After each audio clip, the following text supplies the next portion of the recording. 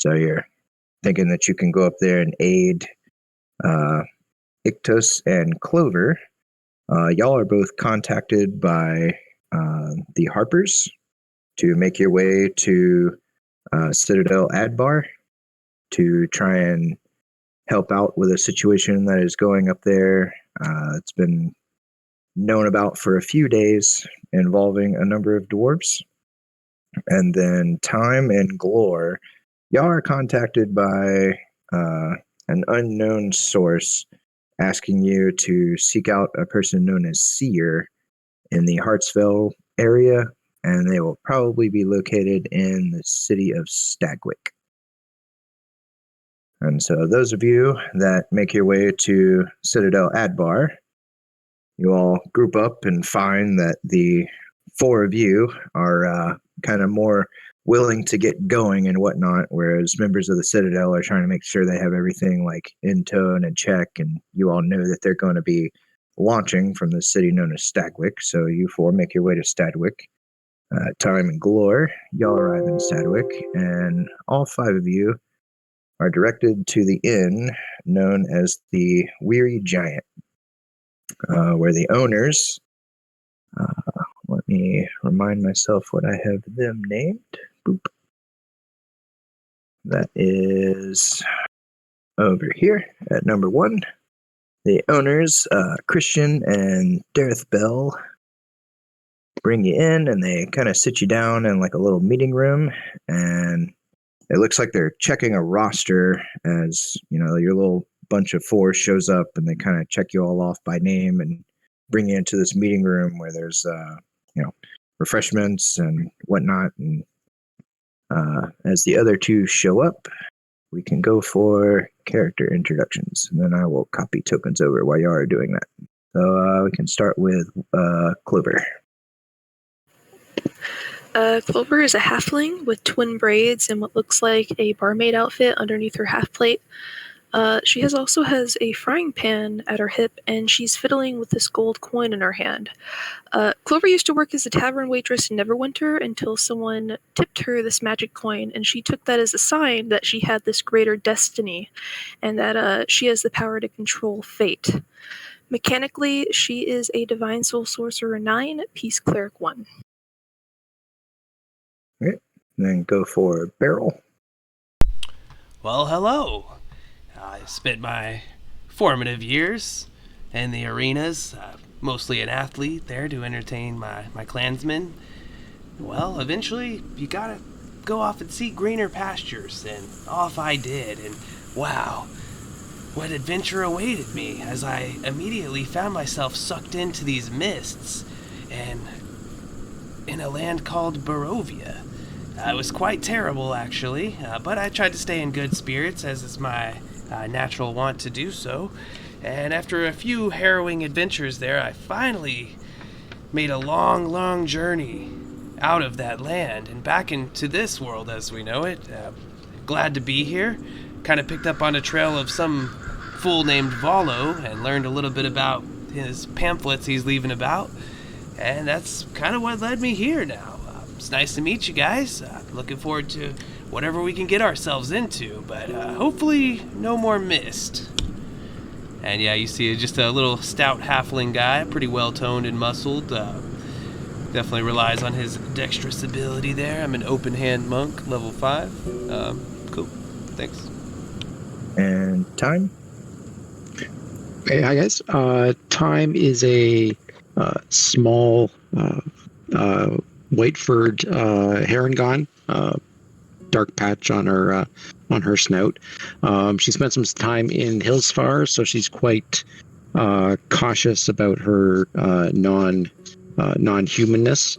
So she keeps her head covered in her robes.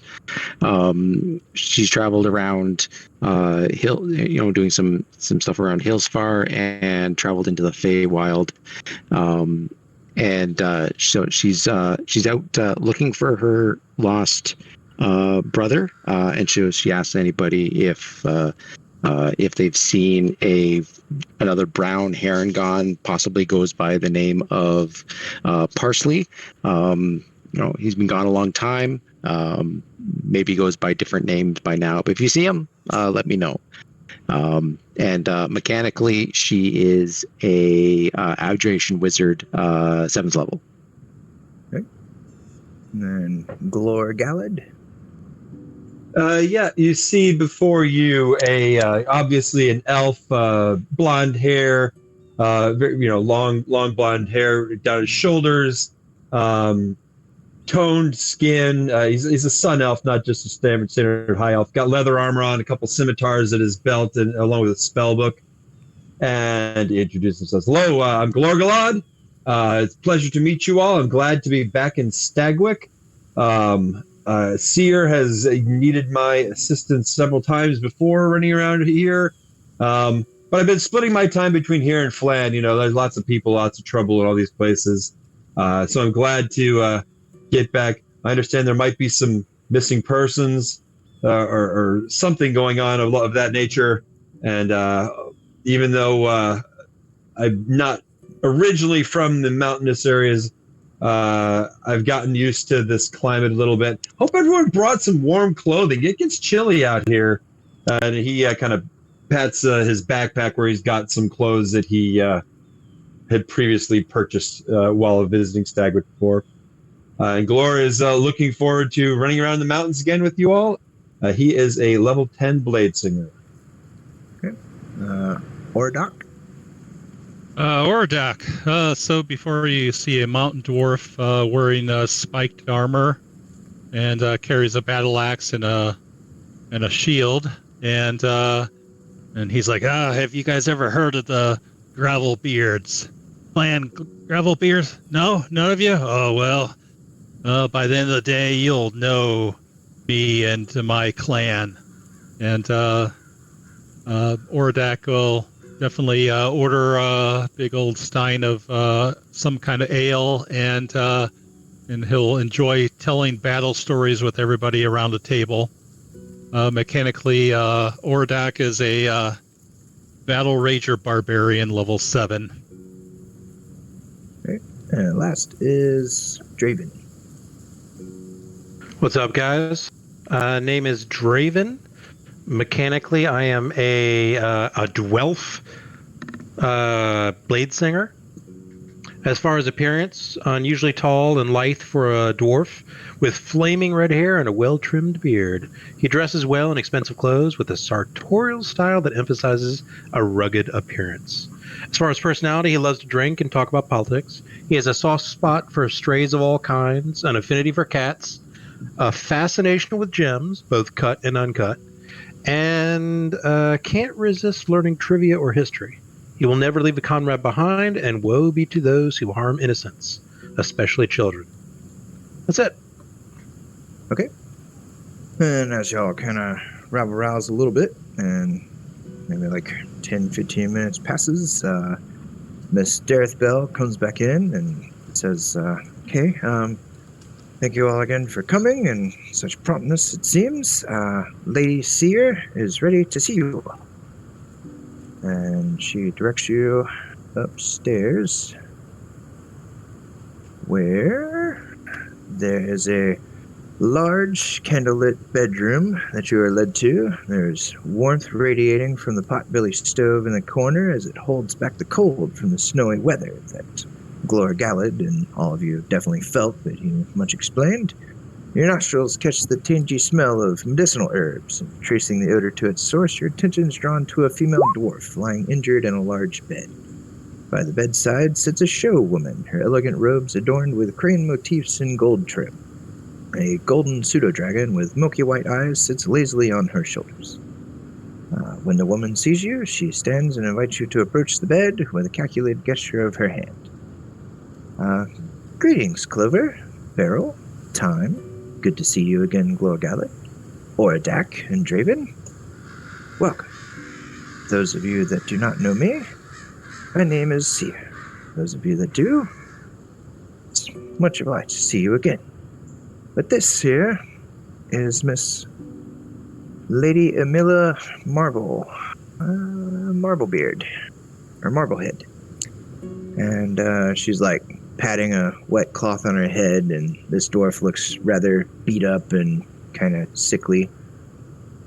And she just looks down at her and she's like, okay, dear, go ahead. And the dwarf kind of tries to struggle to get up and winces as she's moving, and she looks over all of you, and you see like a little kind of like twinge in her eyes of like pride whenever she catches the sight of 3 dwarves in the room. And she goes into, thank you all for coming. My troop is called the Frostbite Platoon. We hail from Citadel Adbar. My father, Ezra Marblehead, he leads the platoon, and my good friend, Lieutenant Adrian Ugathorn, is second in command. We recently set out into the Ice Spires to train and do some team building, but our expedition turned dire when we were assaulted by ogres. They numbered so many, and we were forced to flee further into the mountains. We stumbled upon what seemed to be a holy site for the giant kind, and that's where we decided to stand our ground. The ogres set up camp and laid siege for the past 3 days. The brutes began to talk of giants after a while coming to aid them. So that's whenever I and my friend Peril, she kind of like stops, and you see her look away and down at the floor, and she like collects herself up and just, I am Peril. We offered to sneak out for help and seek aid. Well, we were discovered and chased by a patrol of ogres. We made it so far, and Peril ushered me ahead and turned and triggered an avalanche that swept over the ogres and himself. Lodwick. Remember that name. Peril Lodwick. He gave his life for the chance that I might make it to seek aid. Please, you have to help the Frostbites. The supplies have to be almost depleted by now, and if giants are coming, and she she looks like she's like getting some fire in her, but it's like her body just looks like it's tensing whenever like the pain hits her, and she's they're coming. Surely it's gonna be the doom of our platoon. Peril sacrifice it. Father, I guess. She just kind of like, see her like catches her as she's like fading out. She kind of dabs more. It's just, they're there, dear. And then see her kind of collects herself and turns to all of you, and it's like, well, the dwarves also had apparently discovered an ancient artifact at this holy site. It's a stone tablet covered in glyphs. Amelia here gave me some slight translations that were gleaned by her lieutenant. The holy site is known as the Birthright Stones. It appears to be a burial ground for 3 giants whose names have been lost to time. The tablet seems to contain esoteric knowledge of rune magic. This type of magic was previously unknown to non-giant kind. If this falls into the wrong hands, I fear it could be catastrophic for the Hartsville region. So I do ask all of you to venture into the Ice Spires to rescue these dwarves and bring back this tablet. The terrain and weather will make a harsh and slow travel, but time is of the essence. I can offer you 1,000 gold collectively for your services in returning the tablet. And the dwarves. And she kind of like shuffles over to a desk and pulls out a scroll, gives you all a map that this is the best that I was able to do from what Amelia had detailed of her journey back. do make way as soon as you can. I did almost forget. Clover, dear. And she extends out a scroll to you. This is for you and Mr. Ictor there, Draven. Do you I all bow. have? I'm sorry, go ahead. Have any questions about what you are headed into? If I can summarize, enter the giant area, and then rescue the dwarves. Yes. And bring back the tablets. As Amelia stated here, ogres have laid siege to the site. Best I can guess is 30, 40 strong. It's kind of a testament to their kind that they have lasted this long.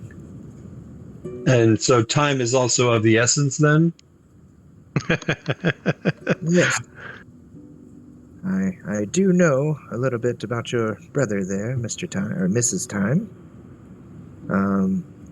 There's a cooking contest that they hold over in the Candle Keep region, I believe. You might have luck finding them there, or at least leads. Well, thank you. I'll have to take a look.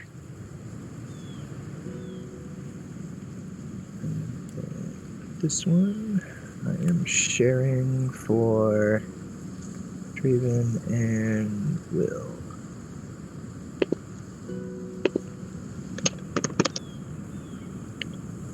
Any other questions? Well, I'll I've hand never it- really been this far north before. Can you point us somewhere where we can buy some more appropriate clothing, perhaps? Yes. There's a trading borough in town that offers equipment and gear more acclimated for traveling in these harsh environments and climates.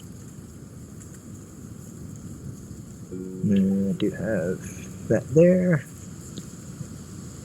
That is in the top right corner of Stadrick. Or actually, I believe that's number 4. Let me check my map.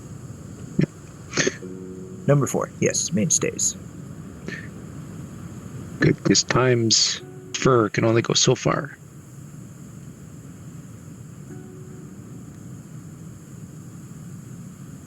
Okay, any others? Yeah, Orodak will purchase some cold weather gear and snowshoes. So will Iktos. But as you are, and it seems as though you are turning out to leave, as you are leaving, Seer pipes up and Mrs. Time and Mr. Glorgalot, if I could have a moment with both of you, please. Absolutely. What can we do for you? Or what can what can we do? She will relay what I am sharing to both of you in the journal. Doop, doop, doop.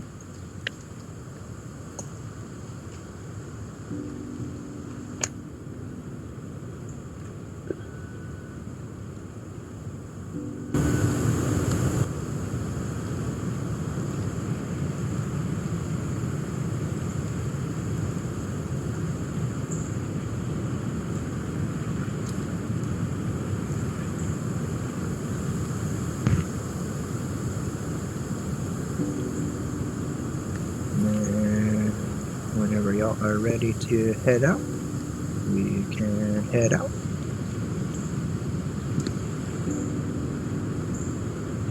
Any other questions or purchases? Barrel will have to buy some of those cold weather gear as well. Not sure these muscles are gonna protect me from everything. I'll admit I'm a little over my head on some of this business, but if there are people in need, I'm more than willing to lend a hand. Y'all know that lady? She seems a little intense, like my old coach.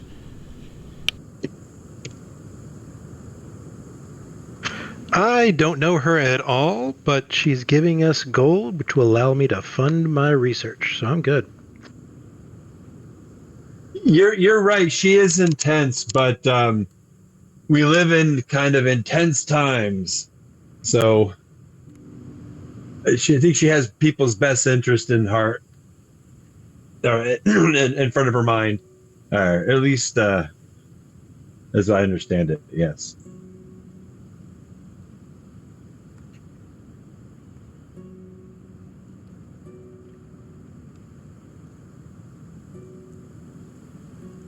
All right.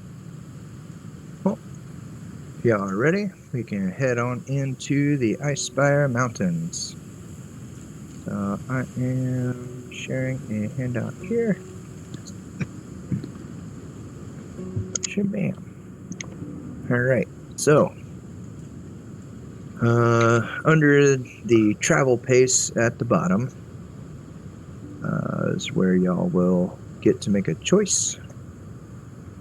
So you got 18 miles to cover, and seems like the first handful are fairly easy,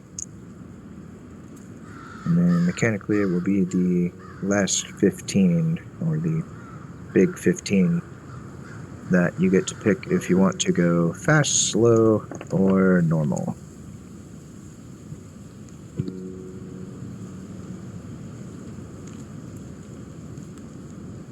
What do y'all think? Normal, because that decreases the survival checks? Well, whenever I came out of Barovia, it took me I lost track of the 10 days. I'll admit, travel time, it kills me.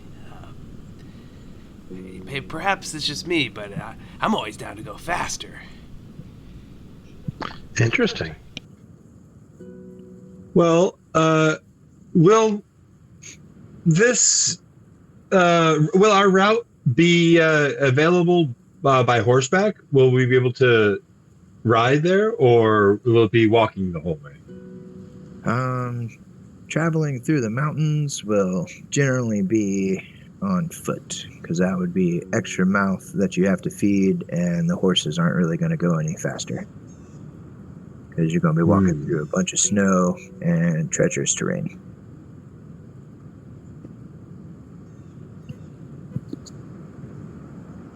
Normal should be fine. Yeah, I'm not concerned enough to go slow, but I don't think we should press our luck too much. Still got to be a little careful, you know? Works for me.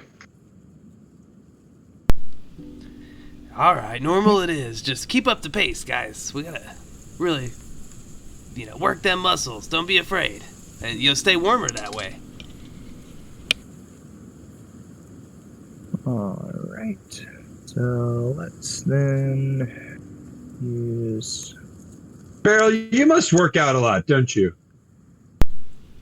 Yeah, no, it helps pass the time. I mean, we can only sleep so many hours, and who would want to? Who do we feel is going to be kind of leading the way as far as marching order? Or any votes for, or any volunteers to lead the way? I'm a wizard, strictly middle of the pack. Glorgalad doesn't mind being in front, but he's a city slicker. He's not terribly good outdoors. You know, Beryl, you seem big and strong, and you're the one who wanted to go fast, so why don't you lead the pack? Well,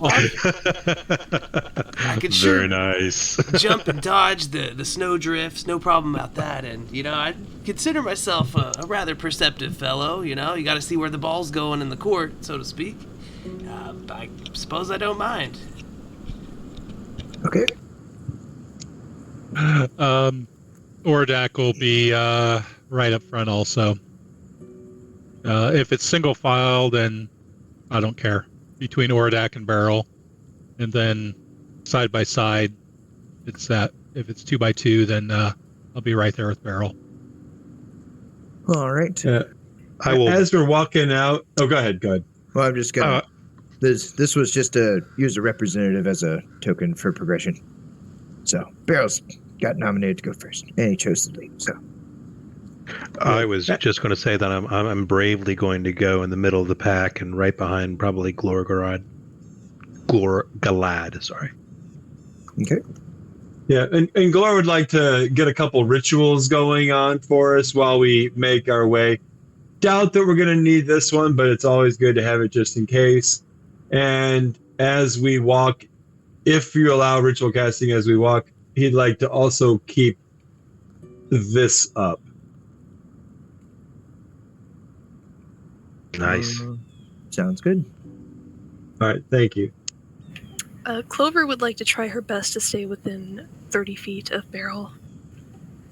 She voluntold him, but she doesn't want to completely throw him to the wolves. You're falling behind. Come on, let's go.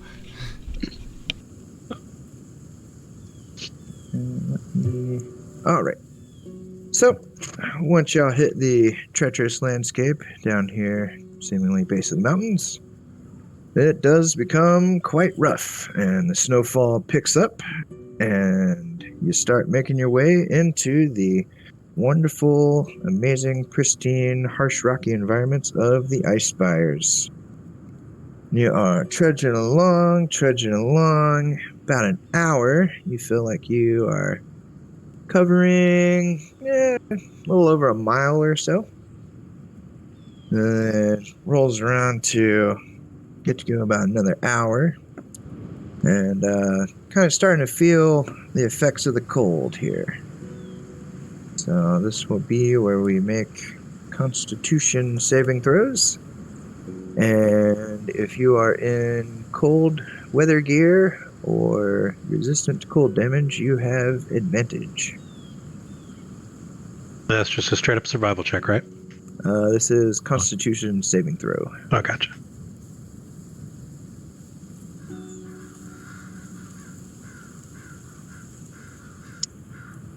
One, 2, 3, 4, 5, 6. Okay. So all of you are able to kind of fight off the cold there and definitely get nippy. You start trudging your way up the mountain, making about another mile or so. Then you get to another point where you feel like you've made a fair amount of ways in, but feels like the snow is starting to get a little clingy to your clothes and whatnot. Let's do a second round of Constitution checks. So that will be a little spacer for me to watch it there.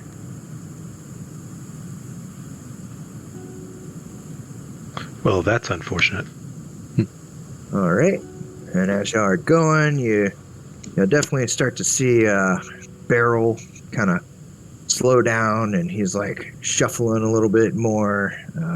Beryl definitely seems like you maybe have a couple of pockets since you're not acclimated to this cold weather gear. And Draven, you find yourself kind of drifting off and daydreaming a little bit, and just not noticing that your head had kind of blown off, and then you got that magnificent beard that will definitely keep you warm, but you find that it kind of has not. So both of you will have a level of exhaustion. And then you're keeping on, trudging on, until you wind up on a kind of an open area here. And then you all can place yourselves however you would like to be.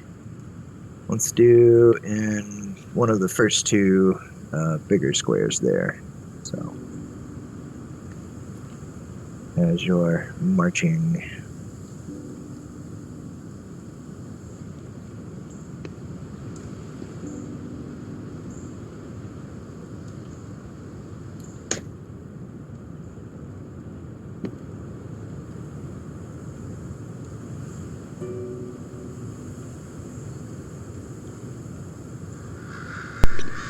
And then you all can start moving yourselves across the map. All right, friends. Let's not pay any caution, and let's run across nonchalantly, perhaps whistling a tune. All right, want a race barrel? La la la la la. My toes are cold. And I believe that That's y'all heard better that. than any blade singing. Most definitely. And you definitely notice that, like, the crows kind of get startled and fly off into the distance, and some get swept off by the heavier snowfall. And whatever this gentle tune that you were singing in your head noticeably changes. My inner monologue is changing. Oh no, it didn't play. Isn't that just called thinking? Did not playing. Didn't Oh, say thank that. goodness. I thought I was going crazy. Is that playing for y'all? Yes, it's awesome. Oh, okay. Well, darn. My thing apparently broke, but something just kapow springs up out of the snow and doesn't really look too happy here. As you all see something like that just come flying up out of the snow. This will be time for initiative. Dad, is that you?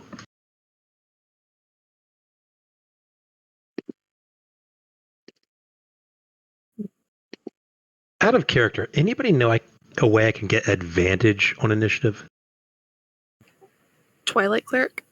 I think don't barbarians get it as well? Like just basic. Yes. At level 7, I think. I Yeah. just got it. You can also have a weapon of warning or a shield of whatever The that Sentinel is Shield. called.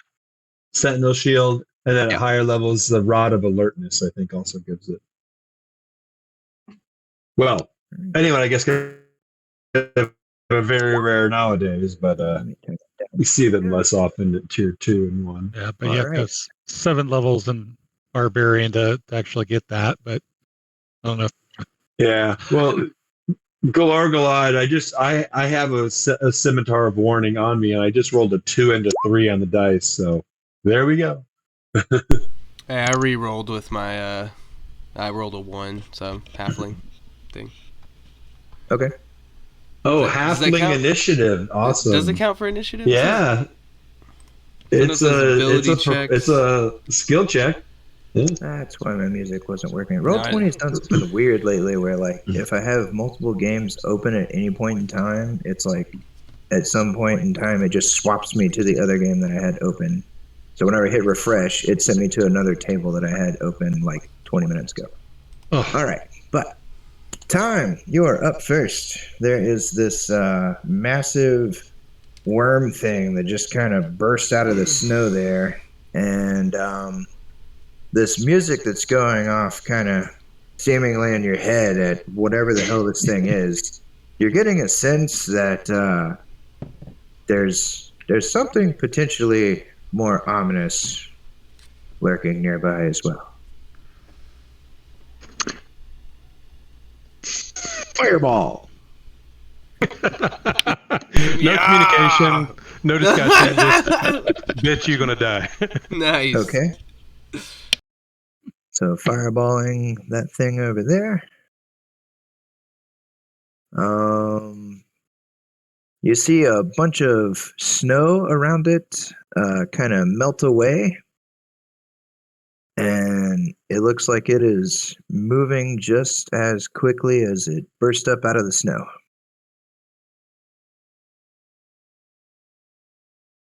Would you like to move? No, she'll stay near the back of the pack.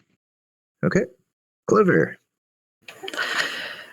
Let's hope that Lady Luck's smiling down on us today, and she'll use her emboldening bond on everyone but herself and probably Time. And then she will also quicken a bless that one on everybody. And she'll step back a bit, and that'll be her turn. Okay. So you said that you are blessing everybody. And then blesses on yourself as well. Yes.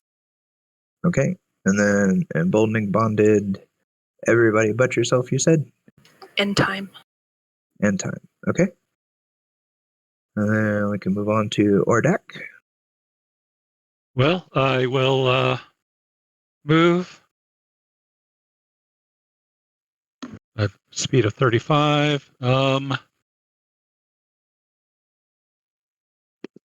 I will have to double move to get up there. And that's my turn. All right. Draven. I will move 25 feet forward. And I will firebolt. Okay.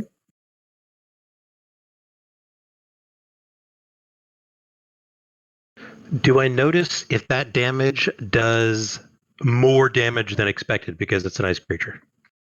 Well, you saw from the fireball that it seemed to be not really phased, and kind of same thing with your firebolt here.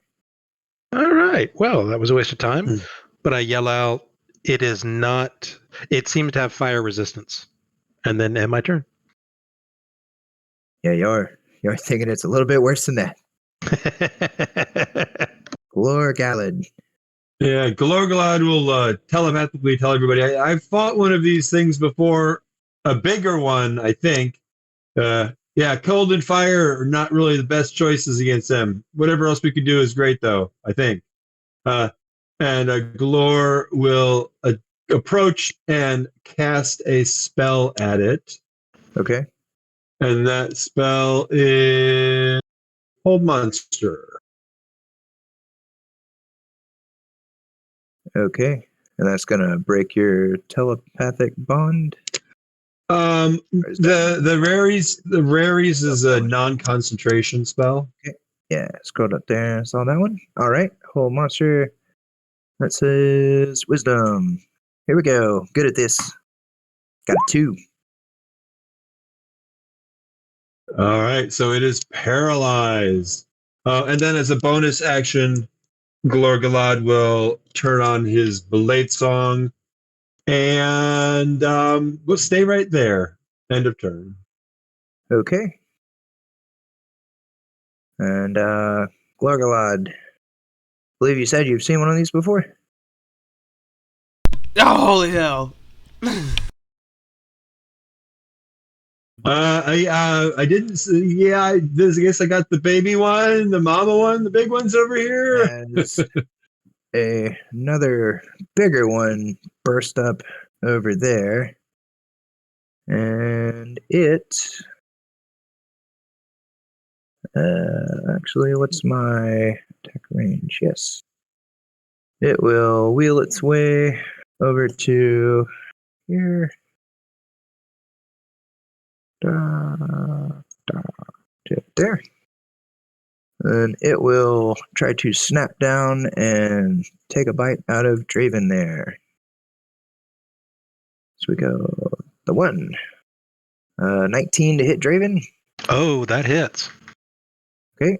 You will be taking 35 piercing and 11 fire. And you are grappled and restrained. All right. Well, I don't think it was called an icy burny worm last time I bought one of these things. We are on to Beryl. Oh, huh. Yeah, so Beryl's looking a little blue, of course, but you see him as he watches these fiery bursts traveling across the field. He kind of reveals this little headband that he has on with a little ruby fixed in the center, and oh my god, he's reaching for it, and he's about to unleash some fiery hell when all of a sudden his friends are like, don't do that. And so he's like, oh shit, okay. And then boom, this thing bursts over, nearly definitely delivers an attack that would certainly kill him, and yet he pulls out a wind fan and turns from the smaller one where he knew he for sure was about to go wreck some hell, and turns to the mama and says, I know what I must do, and quickly darts forward, whachoom, up to this fool, brandishes his, it's a wind fan magic item. The flavoring is that it's just a regular short sword, but he will try to stab forward with that, of course. Okay. And it's got a 14 to hit. 14 will not quite do it. So the end of the fan just rebounds off of the carapace of the creature there, and he doubles back for another one. Well, is that with including your bless and your bomb? No, that's true. I do get an extra D4. Can I add it to the first one, I guess? Yeah, bless adds to all of them. I thought there was something else too, right? Yeah, the emboldening bond. So the emboldening bond, I get a D4 Once on my attack, per turn. and then with bless, but technically 2 D4. On one attack, yeah. On one attack. Okay. And just the other making one sure. is just 1d4. It looks like I was halfway there on that. But okay, I'll take that on the first one then. So a dirty 20. Okay, yep, 20 will connect. And then a 15 would or no? 15 does not. Okay. So. But I will tell you, as you stab into this creature, and you definitely hit promise, the intensity of its body is quite warm, and you will be taking 8 fire in return on your first strike. Okay, and in return I'll do 5. Oh, let me re-roll that.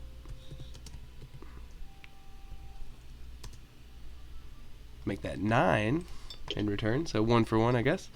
Okay, so boom, boom. Then, of course, get to follow it up with the leg kick. Sweep the leg. Hopefully not going to just burn to death. But I have a plan here.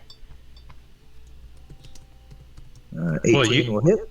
You have bless, so that second attack, that 15, you still might have hit. Yeah, my bad. I gotta catch up. Yeah, I'm sorry. Would have been a 17 on the second hit. 17 will connect. Okay, so 2. It's all the damn monks. Too many attacks. All right, so here we go. So this is for the other wind fan. 6 more damage. And all right. then You're taking 10 in return from your second strike. I'm burning live. Let me mark that. Okay, all right, so I got a kick now that did connect. God help me. Yeah, the 18 will hit from the kick. Okay, so this is coming around for some bludgeoning. And then give me that wisdom save, I believe. I'm going to try to stunning strike him. Okay. Third attack will deal 12 back to you. Oh my good God, I hope this works, because if not, I just freaking kill myself. Wisdom, you said? Got a 14. Yes! Yes! Woo! Alright, he is stunned. Oh my God. I can't even follow it up with another attack though, so I'm gonna go ahead and bail out after that and go, oh my God, I hope this was worth it. It's suddenly not as cold as it was before, friends. Just get closer to that thing. And that is it for me. Okay. And then this one is paralyzed. Does it get a new save at the end of its turn? I think it's End of its paralyzed turn. until the end of my next turn. Well, so the one that's held, it gets to save at the end of each of its turns. Yes. Okay, my bad. Wrong creature. Sorry. So it will save for that. 19. Yep. Okay. It's not paralyzed anymore. Then we are back to time. Okay. Let's do this. Where is it here? Here we go. Okay. So we are going to this one over here is stunned. Correct. Okay. So time can't do much offensively. That's not fire. So we'll do this. Let's just barf on it. Okay. It fails. So it is covered in doing acid for sure. And we will fall back just a little bit here. I believe it takes that on at the beginning of its turn. correct? Yes, on the beginning of its turn. Okay. And So that's it. turn. All right. Yeah. Back to Clover. Apologies, I just realized I forgot to import her spiritual weapon. There it is. Okay. She's going to toss her coin to the air, and it'll get bigger and bigger and bigger until it is the size, almost as big as her, actually, as she casts spiritual weapon. Sounds good. Let me move it up there. You drag it up. Okay. 27 definitely connects. And then she'll follow it up with a Toll the Dead. Okay. That is wisdom save. Wisdom. Got an 11. That is a fail, so minus 10 more. And then she'll move back to there, and that is Clover's turn. Okay. Ordak, back to you. All right. Well, now I'm up on this thing, and I will rage and then go reckless. And when I go reckless, I get temporary hit points. And so here's my first attack. Crit. That looks like a crit. Holy cow. Yeah, so 21 damage on that one. And I'm sure it does damage back to me because it's fire, right? It does. You will be taking 6 fire. All right. And then second attack. Reckless 25 to hit for 11. 25 definitely hits. Let's do the return first. 7 fire. So 11. I take 10. All right. And that's all I can do. Yeah, because I raged on this one. So that's all I Okay. can do. Back to Draven. You are no longer grabbed or restrained. Excellent. Stunned. Now, when it comes to my range, where am I? Can I leave without taking an opportunity attack, or am I within his range? It is stunned. Never mind then. All right, you know what? I might as well just go crazy. I'll do Blade Song. Okay. And then I will move in. And let's just do something crazy. I will move in behind it. And I will attack with my rapier. Okay. 25 will definitely hit. But you are taking 12 in return on that first strike. And I can't resist that in any way? Yeah, you can resist it if you want. Yes, it is fire damage. I'd like to cast Absorb Elements. Okay. So I believe that means you would take 6. And then still continuing on with the second strike. Yep. Okay. 20 will definitely hit. So looks like 10, half to 5. And then taking the 12.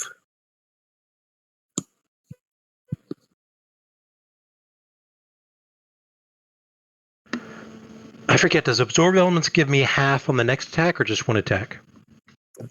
You able to link the spell? I think it might be Yeah, shield. the fire damage might not be terribly effective against it, though.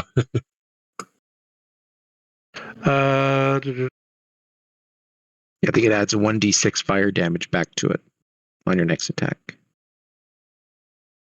Spell captures some energy, lessening its effect. You're storing next. You have resistance to the triggering damage type Until the start of your next turn. Yep. Cool. So you're Great. good. So that's a total of, I believe, 11. Correct. Yeah, you took 11 in return due to resistance. All right. Well, at least I did some damage. Okay. And return. Great. Glor Galad. Yeah, Glar doesn't like these fire things. He's going to, well, let me actually, I forgot to check one thing about this spell before I cast it. Yeah, that is the thing about it. Okay. Well, Um.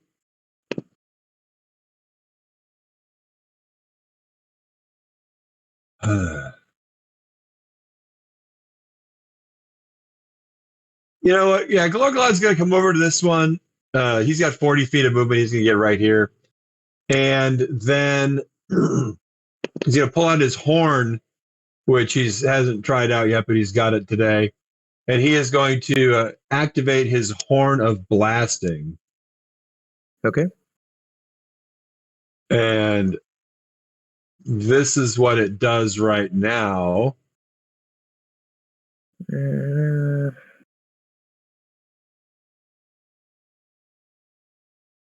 Okay. This is also what happens. So here's 5d6 for the thunder damage. All right. So I need to make a Constitution save. Here's Constitution save. Got a 12. All right. So All right. So 16. 16 thunder, and it's deafened. And I get to roll a 20% chance that this thing might blow up in my face. Okay.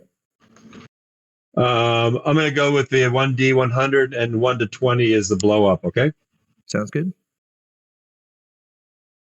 Looks like you are good. All right. And that will be end of turn. Okay. We'll use that for Devin. So back to this one's turn. I believe whenever you rolled your damage earlier, it was 6. So taking 6 acid. And then I believe, Beryl, you said it's stunned until the beginning of your turn, correct? The end of my next turn. The end of your next turn? Okay. Well, it is stunned. I did something. Back to Beryl. Hey-ya! All right. 1 minute Beryl was blue, and now he looks burnt. Oh my god, he's burnt! So, he's definitely not going to do that again. And I'm sure you're wondering now, what can he do? Not as much, friends. Not as much. As he does a couple cartwheels. Over here back by Clover. And then he says, well, dang, you sure didn't foretell that coming, did you? Holy crap! And then he pulls out a couple darts. And he's like, well, I promise, guys, I'm trying my best. Just... that really, really hurt. And then he's going to whip a dart out like a ninja star. At this foo. Okay. And it looks like I got +7 on the board. Of course, I could do plus some other stuff too, but I think a 19 will hit. Yep, that'll hit. And then with the extra attack, I'm pretty sure I could whip out another dart and throw it, right? Yeah, I believe they would be just throwing items, so as long as you have enough. Okay. I have 9. And then I know with ammunition you can only collect half. Would you think that'd be the same for darts? That's how I was gonna play. I think those are more durable. They're not exactly ammunition; they're throwing weapons. Right. So maybe unless this thing just burns it up or something, then I can get my couple back. All right. Anyways, I'm assuming. Oh, I'll take that extra stuff on the second one. Let me see real quick. So I guess 15 will miss. Yeah. Okay. Oh wait, I get to re-roll a 1. Hold on. What the hell? Okay, anyways. Sorry for the delay. 1d6 plus 4 piercing. 5 piercing. Yeah, doing my best. Alright. Okay. Yeah, that's it for me. Thank you. Alright. So it kind of comes out of its stupor. Over here to the little one. Quote unquote little. It will kind of circle around as it drags and melts snow as it's going and try to bite over here at Ordak. And I believe you reckless attacked, correct? That is correct. I am reckless, so it's Right. got advantage. Looks like a 22 to hit you. Yes, that will hit.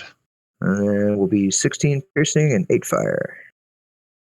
But you are not swooped up in the jaws. We are on to time. Time is she realizes she doesn't have much to do against these fire immune creatures, so she's just going to hold concentration and dodge. Okay. Would you like to move anywhere or staying there? Nah, we'll stay here. Okay. Back to Clover.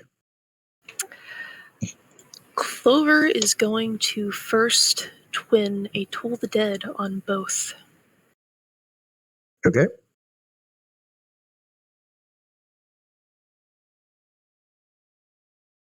All right, let's see. Let's go. Big one. We have 11. Looks like a fail. Small one. They got similar bonuses. Looks like a fail. And then she will reattack with her coin. Okay. 18 will connect on the big one. No, that's Clover's turn. 10. All right, back to Ordak.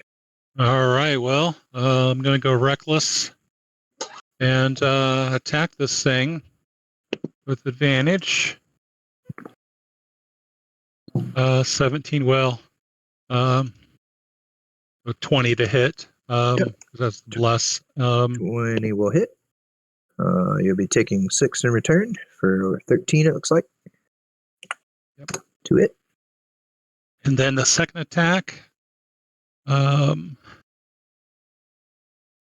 16 connects.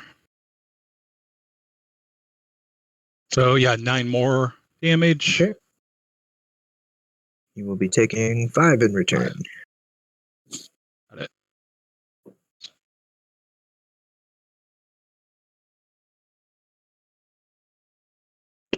Is that turn? Yeah, that's my turn. Okay. To Draven. Well, I'm kind of screwed here. However, I'm going to cast Chromatic Orb at 2nd level. I will first... It's still paralyzed, right?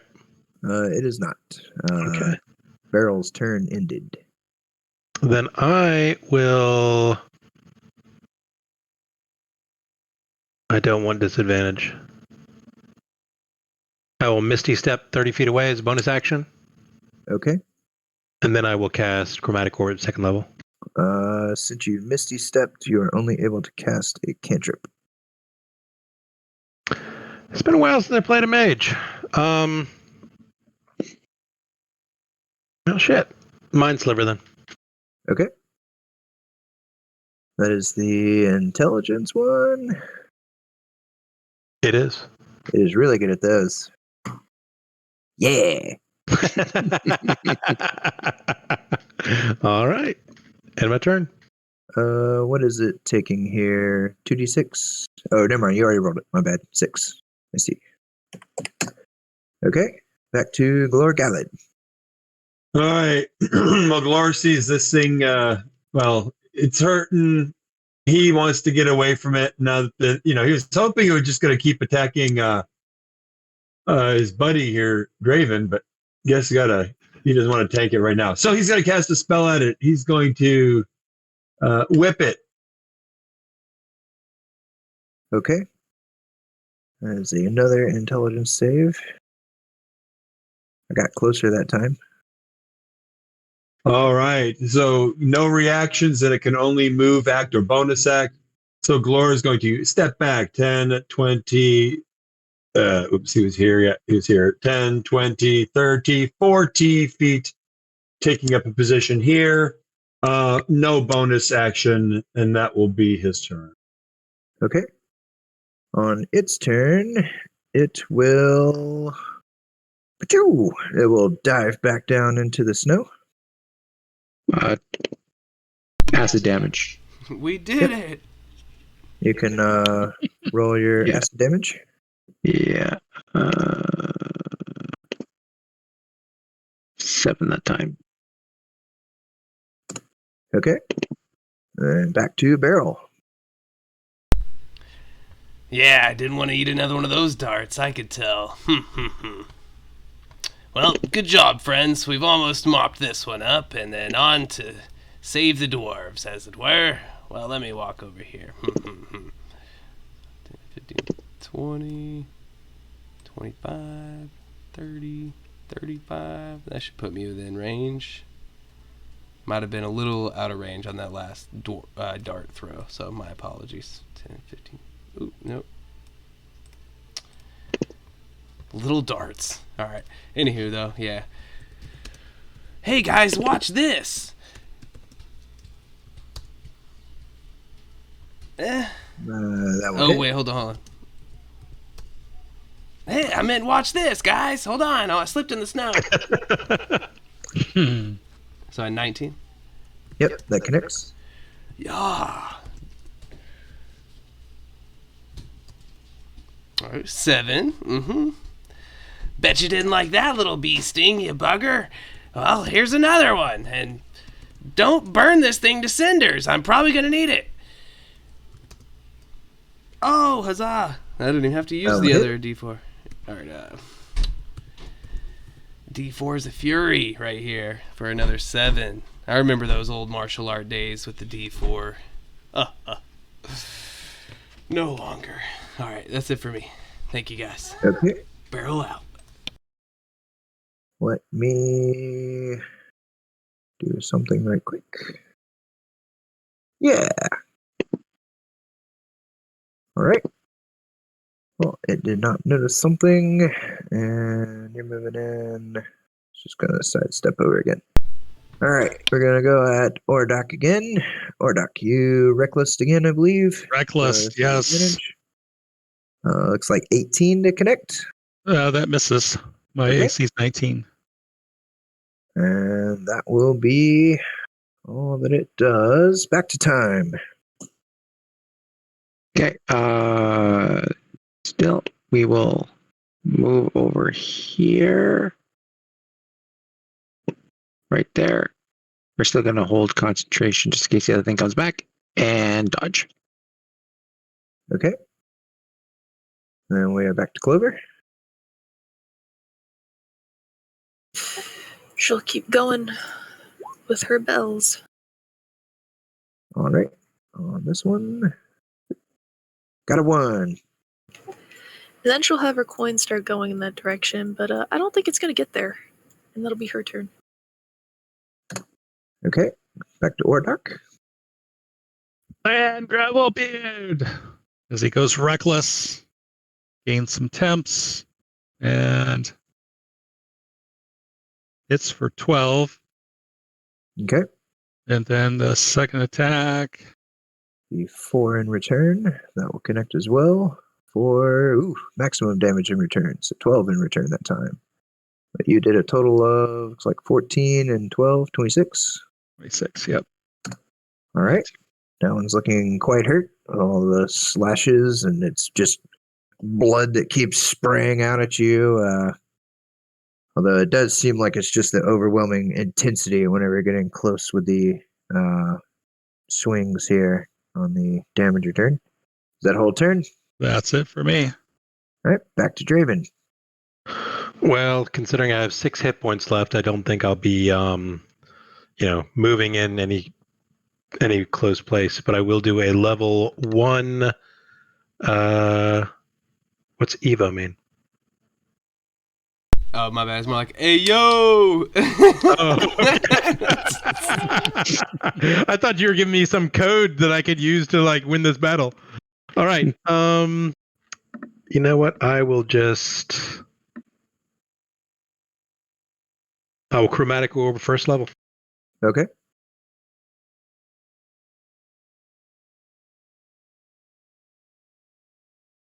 I will do it thunder damage. Sounds good.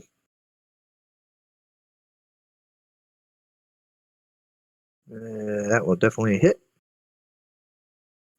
All right. He's been That's, thunderstruck. Hits it. Yes, It kinda exactly. wiggles around and slams down onto the ground. Revenge is mine.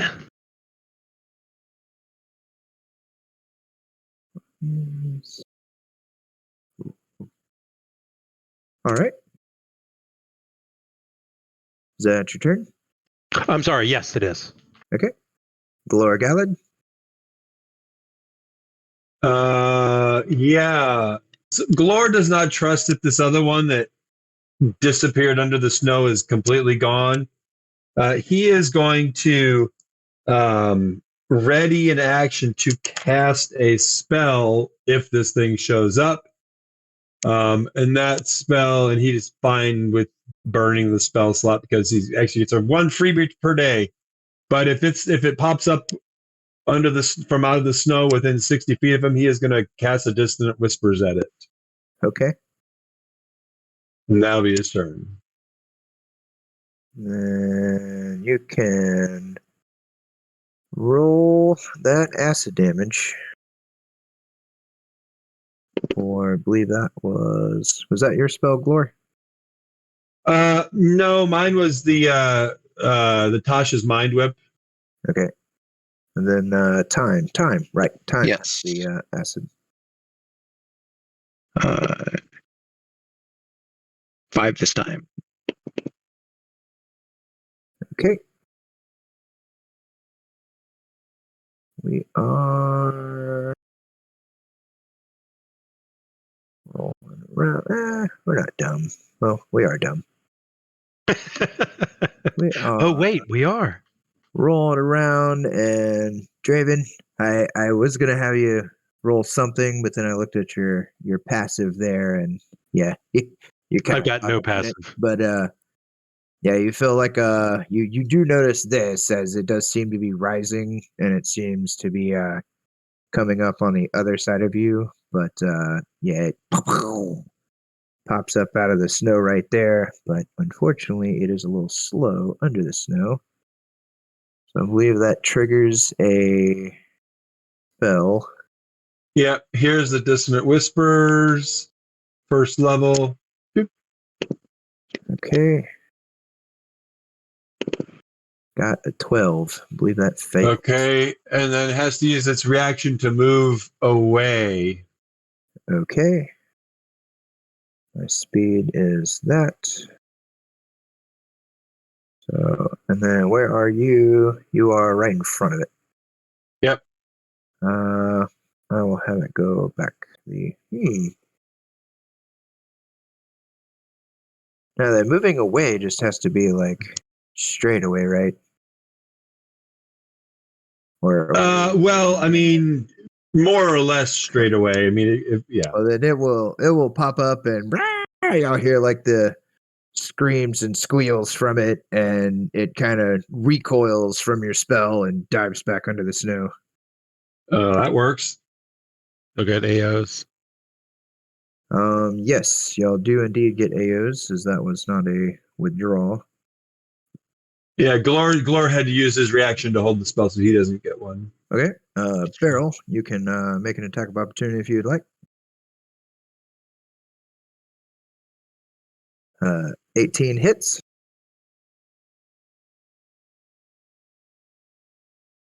Okay, you still will be succumbing to the intensity of the body heat there. Ah, you tricked Take me. 11 in return. You tricked me. Ah, I'm so stupid. Our favor.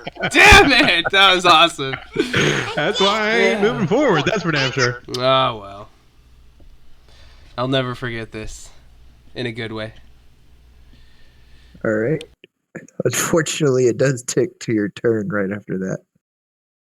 I believe that is a death save. Yeah. Okay. Looks like a start, good pass. And you get bless and all that on top of those. So, time back to you. Just in case it comes back up, gonna hold concentration and dodge. Okay. And Clover. I told you, fire's hot. And she'll cast Healing Word on Beryl. Okay. And then she'll take the dodge action, and that's her turn. Sounds good. Hordak. Well, I'll move.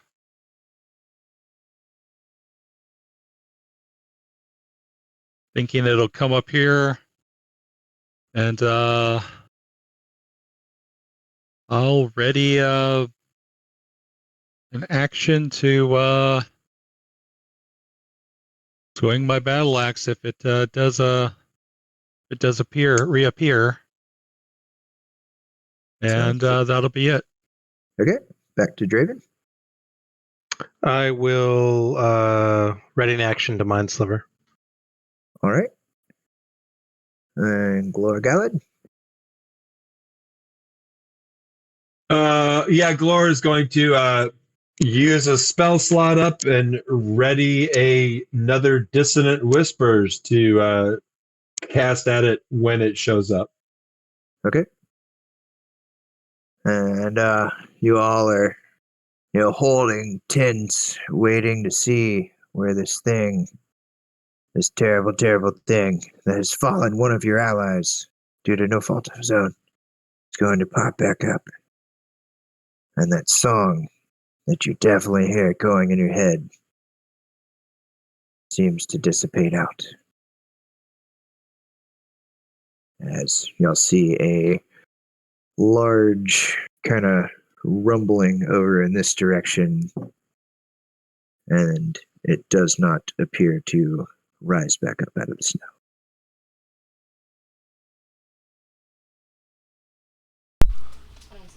Oh, well, sometimes when you're down in the third quarter, you just have to put your head down and, try to win the game, or at least finish with honor. Am I right? Oh, God, it hurts. Ugh. Thank you, Clover. Yeah. And it ain't much, but I could also offer some of you a cup of dandelion mead. Yes, please. As long as it's either tasty or it heals me, I'm good. Y'all do hear some rumbling coming from that direction as it looks like some snow kind of falls in over there.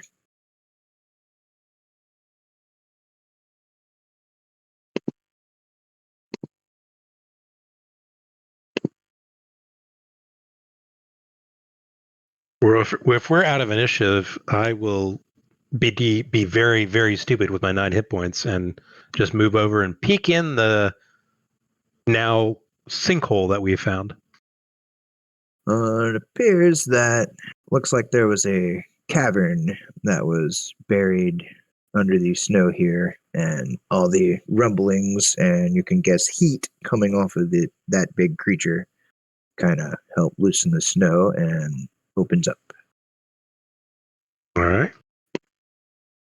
I wonder if we could take this. Are we close to where we're supposed to be going?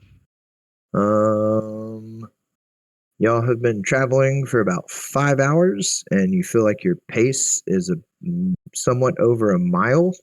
And you're covering 18 miles distance. or something like that. Y'all are needing to go 15 miles. Or 15. Okay.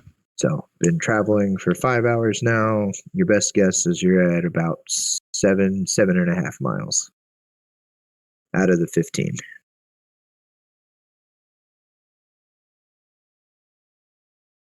Do we think that this would maybe lead to the lair?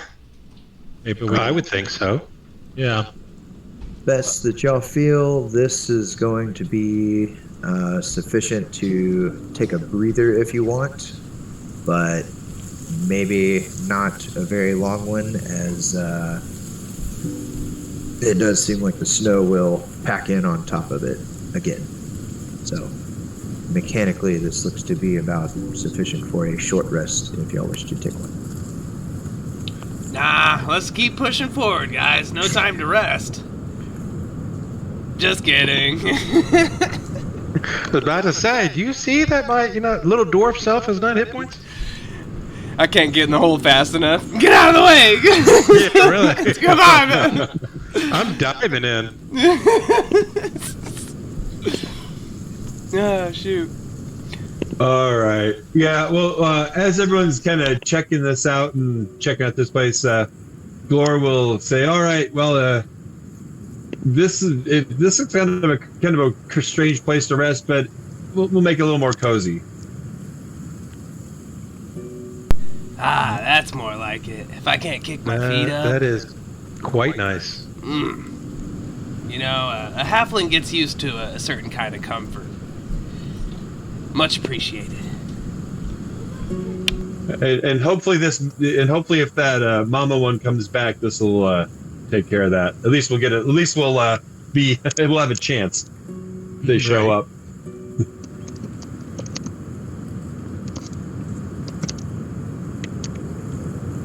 All right. So with the hut, are we short resting or long resting? I think just short is fine, right? Yeah, just short. Yeah. Okay. Yep, short's fine. Well, y'all can apply the hit points and whatnot that you wish from that. Alright. Got 1 hit die remaining. I think that's the most I've ever used.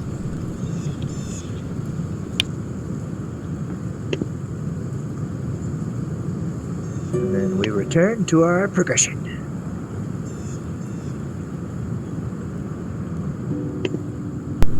Alright, guys. Now, the good thing about this is that we gotta trust our intuition. You know, I get a little muddled up on the thinking stuff, but if I just trust my gut, I think we'll be okay. Alright, so you all go in for 1 more hour, trudging through the landscapes and what have you. And then you get another one in. This will be time for our next Constitution save. This will be the 3rd one. So if you'll go ahead and do Constitution saves, please.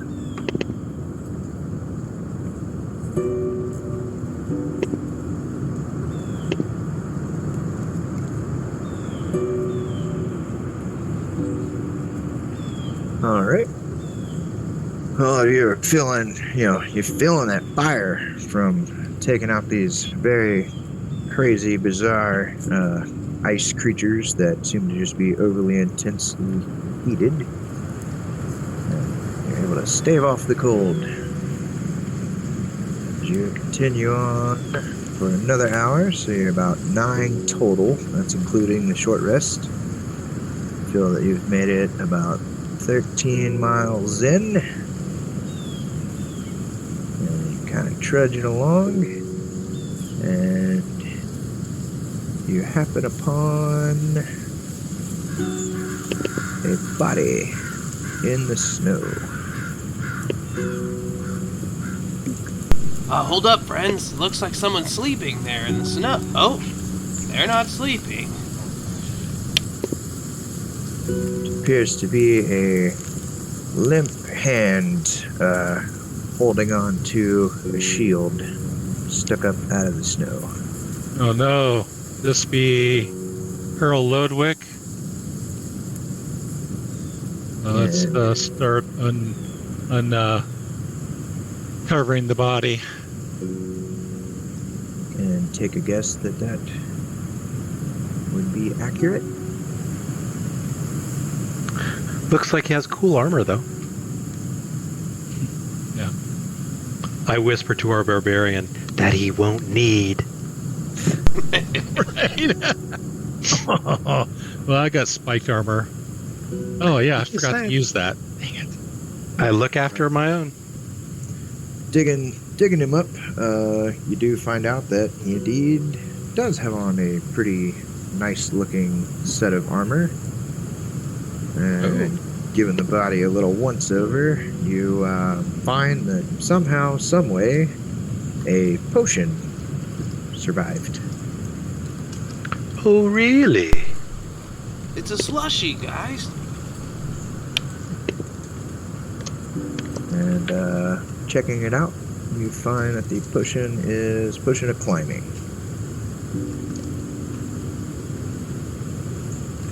So, No foreshadowing there. I mean, very anti-Gygaxian. would you like to do anything with the body? Let's bury it. I mean, let's be respectful. Okay. Oh, good. I was hoping y'all weren't gonna try to talk to it or something. Bury it. Yeah, we can do that. I can do that. Out of character on my great old one warlock, I definitely would have done that. I was waiting for it. Where's speak with the dead? We need answers. Nah, not me though. But burying, yeah, I can do that. Cool. All right. And then as y'all are headed a ways from the burial, doing the rites and everything, I should have done up somewhat. Drag you back. And drag you back. Oh, okay. You do notice as you're going, let's see, Clover, and okay, I will assume something. So, y'all know that peril here triggered an avalanche, as you saw the aftermath here before you.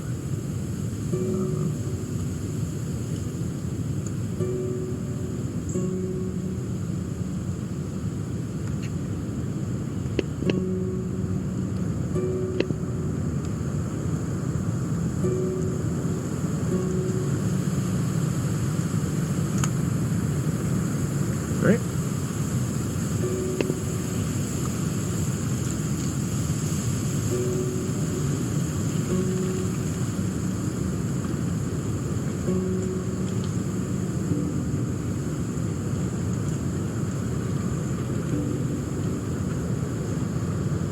And y'all can proceed how you wish.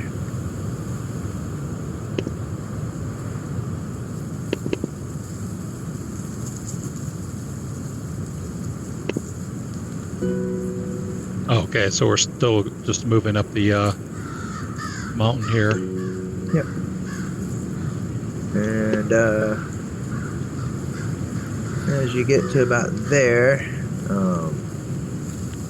Gloria, you notice that like your foot's starting to, like your foot just like damn near gets away from you, and you like catch yourself, and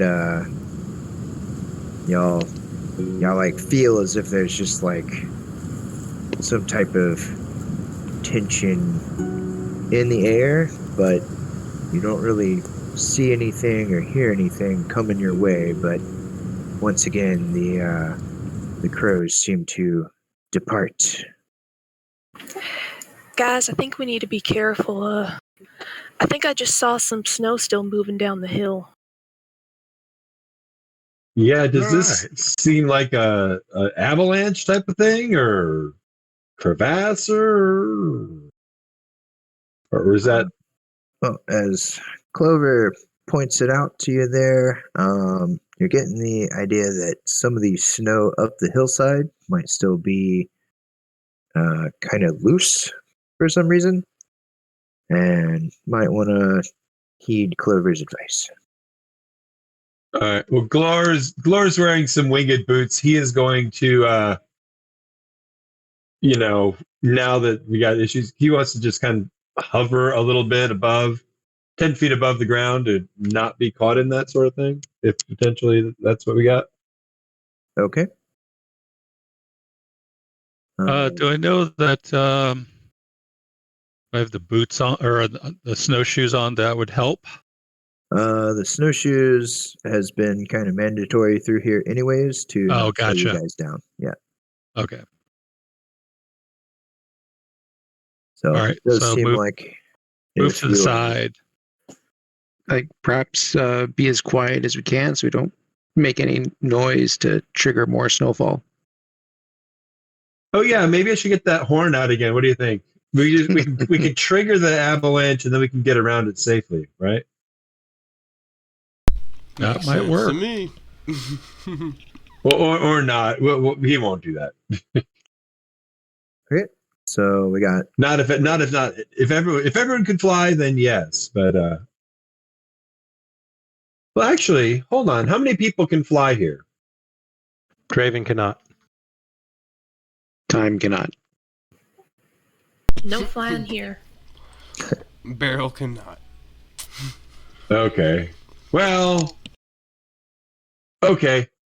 Then that's not a thing. Okay. Never mind. So sounds like we are going to tread carefully. Let's go for a group acrobatics. How do you want Glor to participate in that as he's flying above the ground? Let's say that you can give the player of your choice advantage. Oh, who is going? Who would like advantage? I'll give somebody that. Draven does not need advantage. I rolled a 22. Everyone's just kicking butt there. Oh, wait till I roll initiative. It'll be a 1. Time. I'll give time. Time, you can have advantage. Well, time did pretty okay. Hey, I guess you guys are awesome. Probably better than I didn't roll. I think that's average above 20. Awesome. With the aid of Clover's eyes and Glor kind of, taking point, you do kind of get the sense, Glor, that you don't want to fly too high off the ground, which I think you said that you had been out in the ice spires before, so you probably know about that. Y'all are able to make your way across this area, and then you are able to roll on one more hour, and you feel as though you might be making it over this hill. As you rise past a crest in the mountains, the ice spires opening up to a large gorge before you to the west, and you catch your first glimpse of the siege site. Nestled into the far western end of the gorge, surrounded by walls of treacherous ice and snow, lie the Birthright Stone. Even from a distance, the giant scale of the site is readily visible. Menhir's upright stone monoliths stand at a tension as high as 50 feet tall throughout the holy site. Quite monuments to forgotten figures of the past. Just outside the choke point entrance to the site, a wide path littered with fallen ogre bodies trails east and descends down to the siege forces' encampment. A dozen crudely erected tents are spread out at about halfway through the gorge's length. A larger tent dominates the middle of the siege encampment. Dozens of ogres are visible lumbering about the camp. And then let me copy your tokens, and then we will take a break. Let's take a 5. So I'll be back at like 7:36, and then I will set up this next map if y'all would like to take a peek at it.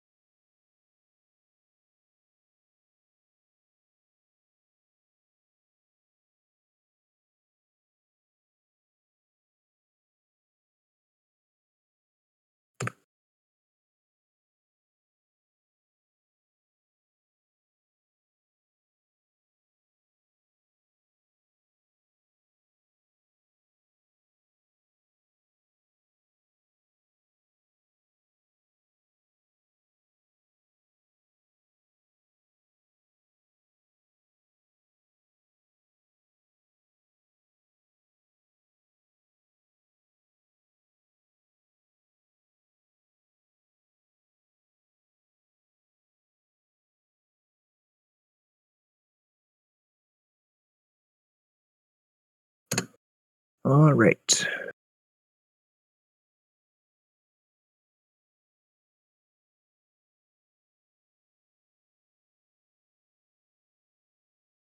Looks like only one is maybe Tally Barrel.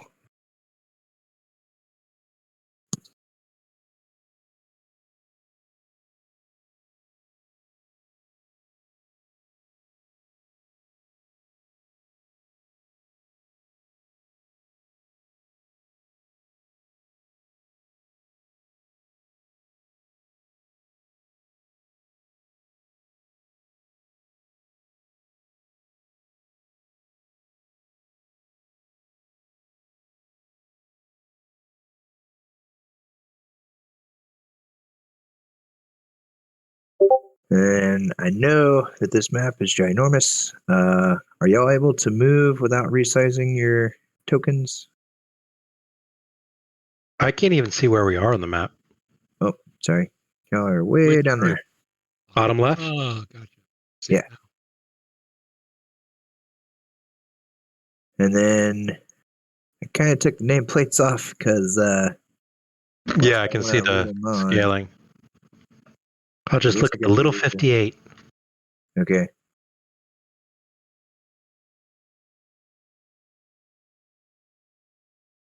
Ooh, my health bar is Um, covering my entire token.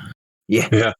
When Glor sees that we're near this encampment, he wants to cast a spell to give himself a little bit of a boost before we maybe face any hostiles. So he's going to cast False Life on himself and gain 21 temps. Okay. But y'all are Fourth able to level. select your tokens and like all that, correct? That's not throwing Yeah. anything off of the bar. Yeah. Okay. So I think I can even do whatever. Who's number 63? That's Clover. Oh, I can click on yours too. Hey! yes, some people's are. Yeah, I guess to avoid that, I will change that to there. Don't know who else might be set. I think maybe time is set to everybody. Yeah. My bad. Okay. All right. So, as you can see, y'all are at 120 feet looking down into this gorge. And then it kind of does do like a U-boat kind of dip, because up here at the top, you do see a platform rising up to this area up here. And off in that distance, these things are massive enough that you do make out like these large stones that are like standing. But given the distance difference, you can't really make out exactly what the ogres are necessarily doing, other than kind of the ones over here. They are, looks like they're passing some objects to one another, and then a handful of these at the front are just like throwing them, and you can kind of take a guess that it's probably some massive boulders that they're just like launching at this place. And the best that you see is this group here. Seems to be somewhat of a patrol.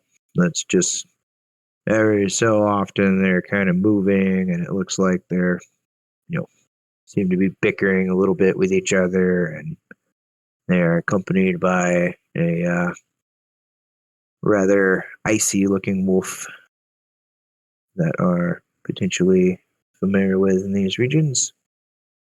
But they kind of have a predictable pattern from what you can see, where they go over and check in with this other group. The other group over there to the right side of the map doesn't appear to move. They just kind of stumble around in their area.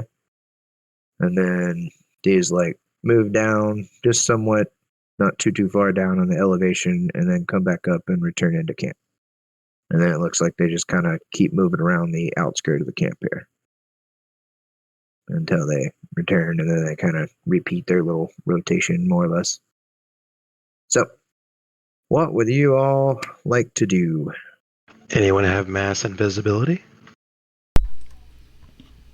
Uh-huh. I do have a quick question about Mhm. the vibe, the general vibe of the rock throwing. What does it? What does that seem to be? Like a passing the time, so or like a. It kind of looks like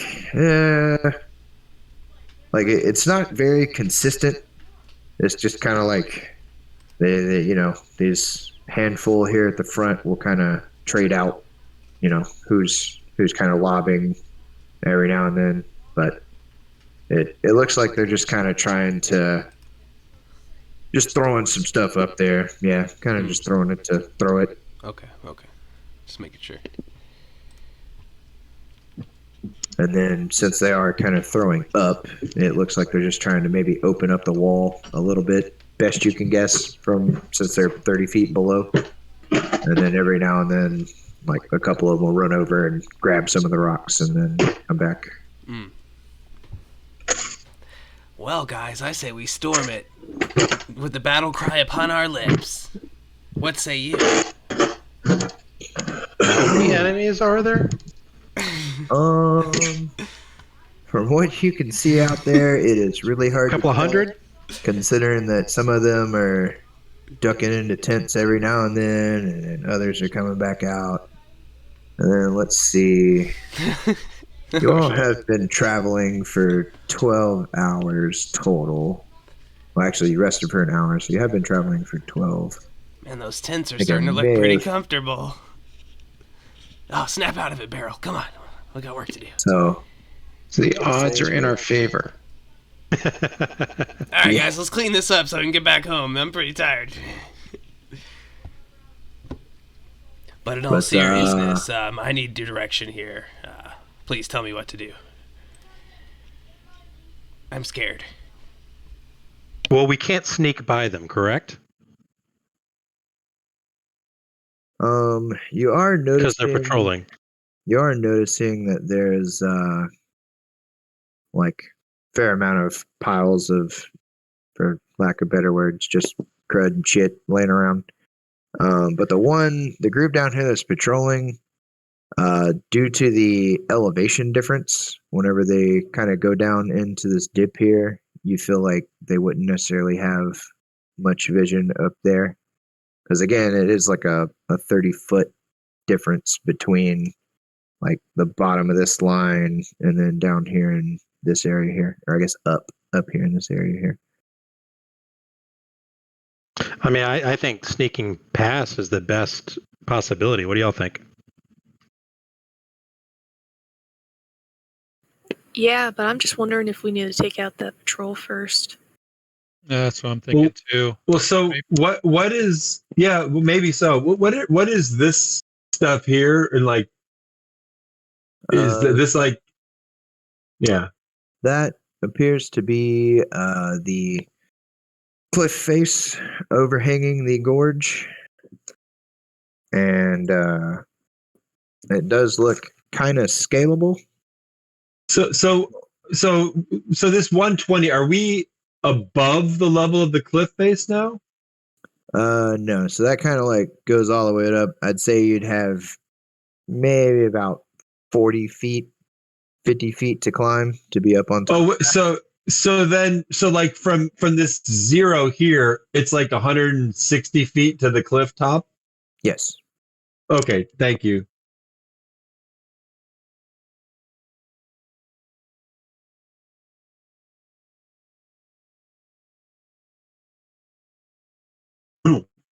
Well, Glor would like to try something. He's a bounty hunter. He needs to scout things out beforehand. You guys got a couple minutes, so we might have a little more of a close look, see at what's going on here. Absolutely. Yep. All right. Glorglad will cast a spell. He'll kind of squint out there. What does your elf eyes see? Well, he'll cast Arcane Eye and send an eyeball very carefully, kind of off to the left side here. And he's not sure if anything can see this invisible eye. He figures ogres aren't that magically inclined, but he'd like to just get a better look at what's going on. And if nobody notices the eye, he'll, like, what's this, like this interesting thing in the middle here? I don't know. He just wants a little bit closer look. Okay. Let me put out there something. Let's use seer. Something eminently not deadly. All right. So move that around to where. Oh shoot! I have to give you control. Let's do all Oh, players. there's Seer. All right. Hey. Move seer. All right. Well, we'll start off bringing Seer kind of over here and let the patrol approach and see if they notice anything invisible. They do not appear to. They just kind of keep on All right. trudging around, and If they keep on trudging, we'll go closer, and then like, what are these circular things and this kind of square thing, rectangle? okay. So this, and does it only see 30 feet? Looks like it only sees 30 feet. That appears to be just a tent, normal, quote unquote, normal for an ogre. This here looks to be pins where these kind of monstrous and larger white wolves seem to be claiming as their territory. Can Okay. you hear anything through this eye? I'm not seeing sound. I don't think so. I think it's just visual information. Yeah. Okay. And so then Glor will kind of we'll get this thing about 20, 25 feet in the air above the ground, and then so that he won't bump into anything with it. And then kind of come over here. Look at this. This is a bigger tent. That looks like a kind of clearly done up in a better fashion than the other ones. Looks to be a tad bit bigger as well. So Okay. And then this I don't know if there's anything here that we'd notice at this dotted circle. that looks to be a really, really large fire pit. Okay. But you also see like scraps of cloth that looks to be ogre worn, like nasty, tattered, frozen now cloth. Just seems to be like a good bit, here and there, but it looks like just scraps that have fallen off into the snow. And you Okay. do see a number of like larger kind of dimples down in the snow in that area. Okay. And I'll be telepathically bond relating this to everyone as we go. And then what is this white thing? This kind of where these people were kind of grabbing stuff or whatever. Yeah, that's like a big old pile of boulders. All right. And then I'll slide it all the way to the other end and keep going into this area. Well, littered up the hill, there are a couple of ogre bodies, and then sliding on into that, I guess I will just show it to you all because you can relay. You see this here. Looks to be a number of dwarves collected around the entrance. Let me drag Seer back out there. Boop. So be a number of dwarves around the entrance there. And this has... We've already killed some, evidently. No, are these dead dwarves or these dead ogres or something? Up there, or fallen. Those look like, best you can tell, fallen, most likely dead dwarves. Okay. Okay. So kind of setting the scene here. Here at the front, you have, the 3 rows here that all have out crossbows and are trained on the door and kind of watching and ready. You have this one here that is staying ever vigilant, but she is also every now and then kind of taking a break and conversing. And I mean, they're kind of changing in and out as they go. The number of them do approach one of these two to kind of ask questions and check in from best you can guess from your eye. You're not able to hear it. And so these two down here appear to be what you could guess leaders of this establishment troop here, and various scared or scattered throughout. The ones over here seem a little upset and sad. They seem to be kind of prepping this body here. This guy is making food, not too close to the bodies. And then you see an like a smashed out, looks like a sarcophagus lid. And you notice that there are two more, like larger, big old like murals or something on the wall, but at the same time, the depth that those have into the wall looks to be about the thickness of this over here. All of the plus heights around are stones, and it's just kind of the general atmosphere. The mood in here does not seem to be very high, or the morale. Okay, a lot of somber, sullen faces.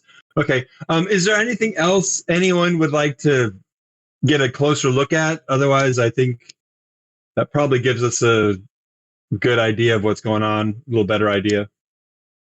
We know what's going on in there, the ogre camp. So This map here is the stones. Yeah, this is where all the dwarfs are. But do we see any way to get up there without having to go through the ogres? Maybe. I don't think there's anything obvious right there. So let me take you back to the big map. Best you can guess, like surveying the land, if you do not want to attempt to go through the ogres, it does look like the cliff face kind of extends all the way and then just kind of wraps around, the birthrights back there.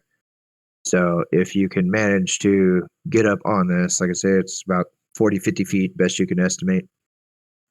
Get up here and then trudge. You'd feel like you'd definitely be out of sight of ogres. And okay, so is this birthright area where all the dwarves are? Is that open air or is it covered over? That is open air, yes. Okay, thank you. And the snowfall is kind of heavy in the area at the moment, overall.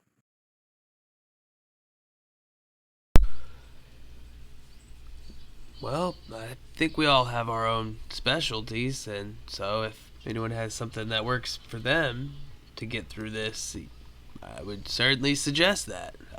But if climbing is a topic, that probably would work fairly well for me.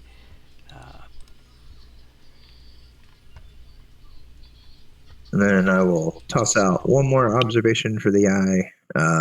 Like I say, these, as you kind of went through the camp, those look to be just basically trash piles, junk, smashed boulders, broken weapons, just a bunch of crud just kind of discarded off.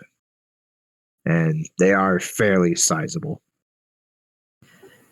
I could make a handful of us a little sneakier, but I think if we can get up on the cliff face, that would be a better option.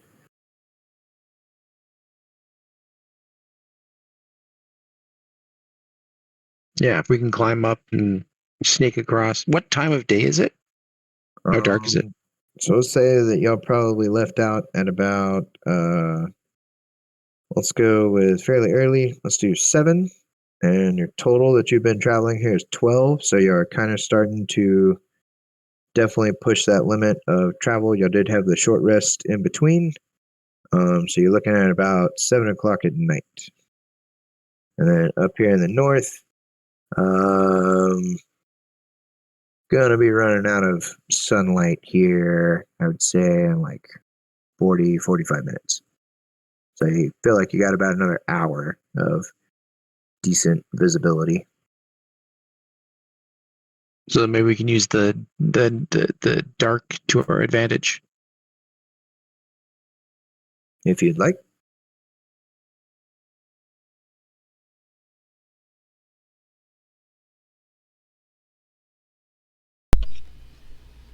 Seems it may get colder with the darkness. Perhaps we better just try to see this through.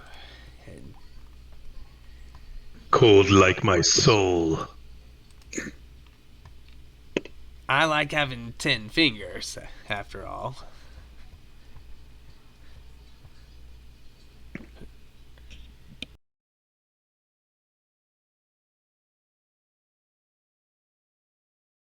So, are we going for sneak or are we scaling mountain? It's so difficult. Sounded Laura's like there were kind a of- handful of us who could just fly up there. I kind of like the climbing idea too. And then we could just kind of go along the top there. Yes, excellent. Completely agree. The 8th strength wizard will help climb it with you.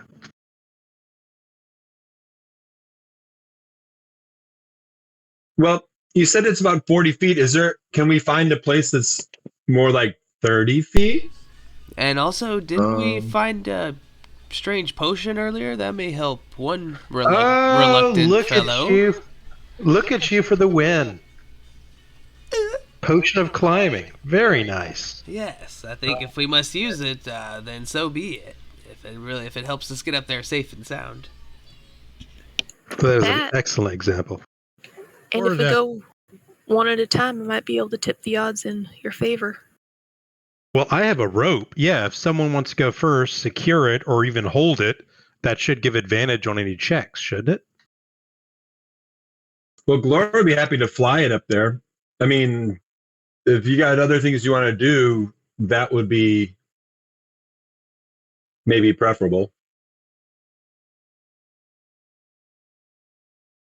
I do We have got a time. plan. I think it's a good plan. That's a hell of a good callback there, Tally. Hey, no problem. It wasn't someone earlier. They were like, "This is foreshadowing." Yeah. Kuda It was saying was. it's very anti-Gygaxian.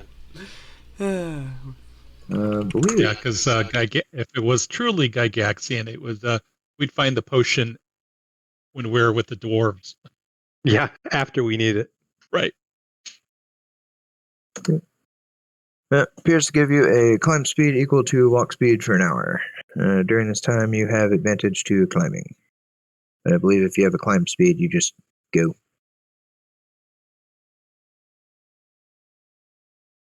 Actually, never mind. You won't be slowed down since you have a climbing speed, but I suppose you would still have to make the checks. All right. So who's going up carrying rope? Looks like you got option of pitons to kind of hammer in the way to help the ascent for everybody. Yep. All right. So if this is how we're going, let's just do a group athletics with advantage. Would guidance apply? Yes. Would you like Glor to make this check considering flying? Even, I mean, we are in a kind of a windy area, maybe. No, it would just count as an auto pass. Okay.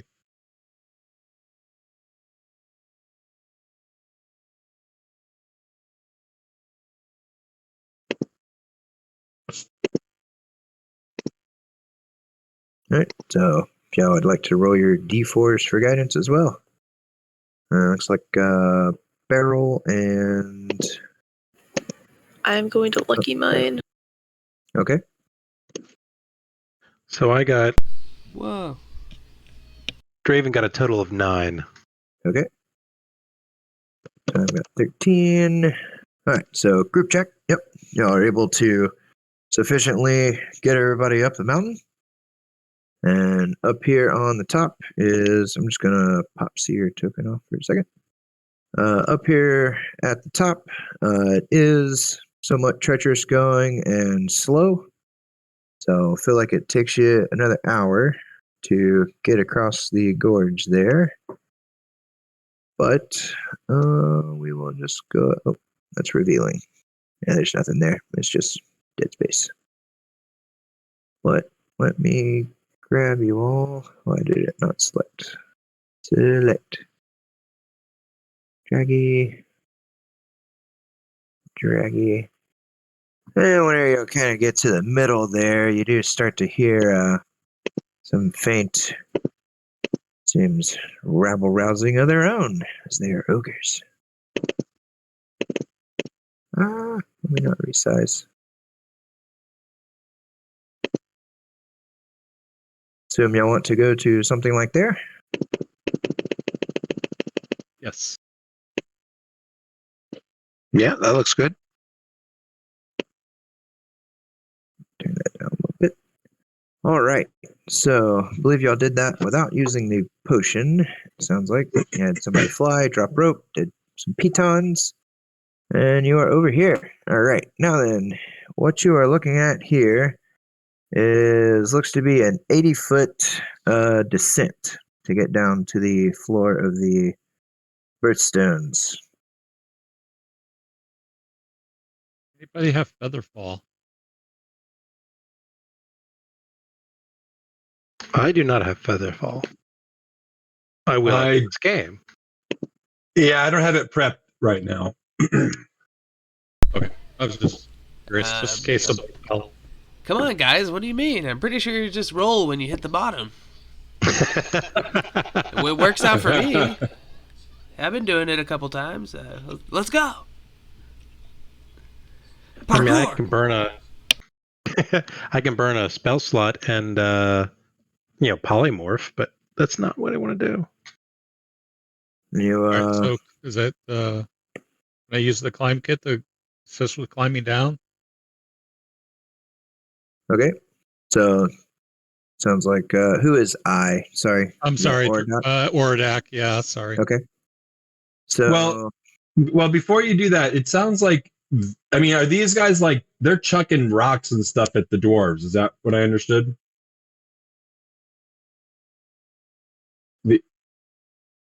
Are these ones here like paying attention to what's going on over here? Or actually, we can drop in beyond that, right? We don't have to drop in over here, do we? no, you don't have to jump right over there. Like all of this, like this cliff face, right, just completely encases the birthstones here. But So we can't actually look down into what that is from where we no, are you now. can't. No. Well, I was saying it makes like a cliff face wall around the whole thing. So yes, and the birthstones is just absolutely open air. Yes, you can see down in there. Oh, okay. But whenever you are kind of like looking out and gauging and best you can see in the night, you notice that there's less ogres up here at the front, like watching. And seems like there's something else starting up, and you hear this music just starting to like echo through, and you see the bonfire down here like light up, and you're seeing two shadows. Actually, bonfire, I guess, would be a little bit behind it, but you see kind of two shadowy figure silhouettes just looking like they're like merging together and then rolling, and you're hearing some shouts and some screams, and then you're hearing a bunch of like, yeah, that's the way I got him good that time. And it just sounds like they're having some type of party or something down there.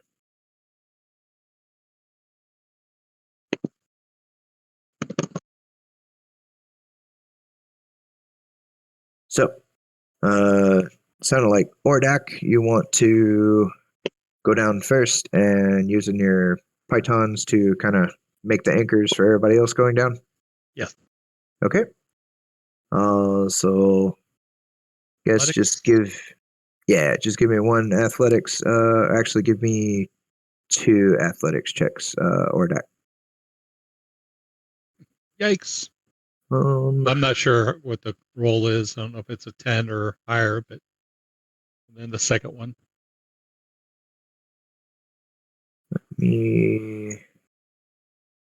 Oh. No, so you get going down, and you're starting to hammer in a python, and you kind of like hit, and it is still icy cliff face, and it kind of like slides a little bit, and due to the accidental like slip and movement, you drop. So who would be holding the rope at the top? Or let's go with two people. You're probably going to use say probably your strongest. So I'm going to go with Barrel is probably one, and Clover, time.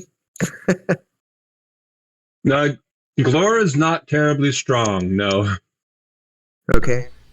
Well, Clover is Barrel, not I guess give me a. Hmm. Let's do an athletics as well, and you can have advantage since we'll say that at least two people are trying to help you hold. All right, so That would have been just a. It would have been a Ordak, 5. Yeah. you do fall with a clump,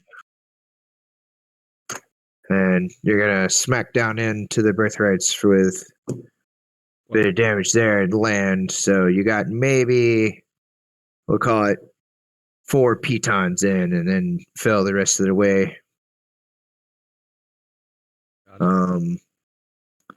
But yeah, you land, and some of the dwarves like just what the, and they kind of see that it's not an ogre that has come barreling down in here, and they're running over and checking on you and like looking up and just what the who the hell are you? I'm a Gravelbeard. Yeah, we're here to rescue you. The rest are up there.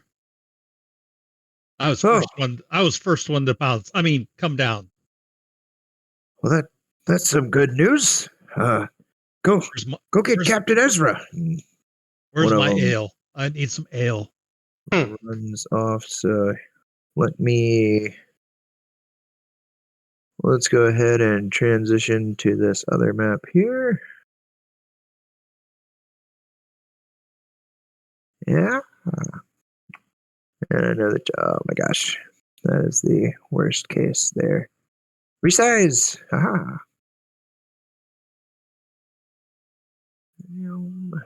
Y'all are still at the top. I've yet to figure that out, how it keeps the sizes across the maps.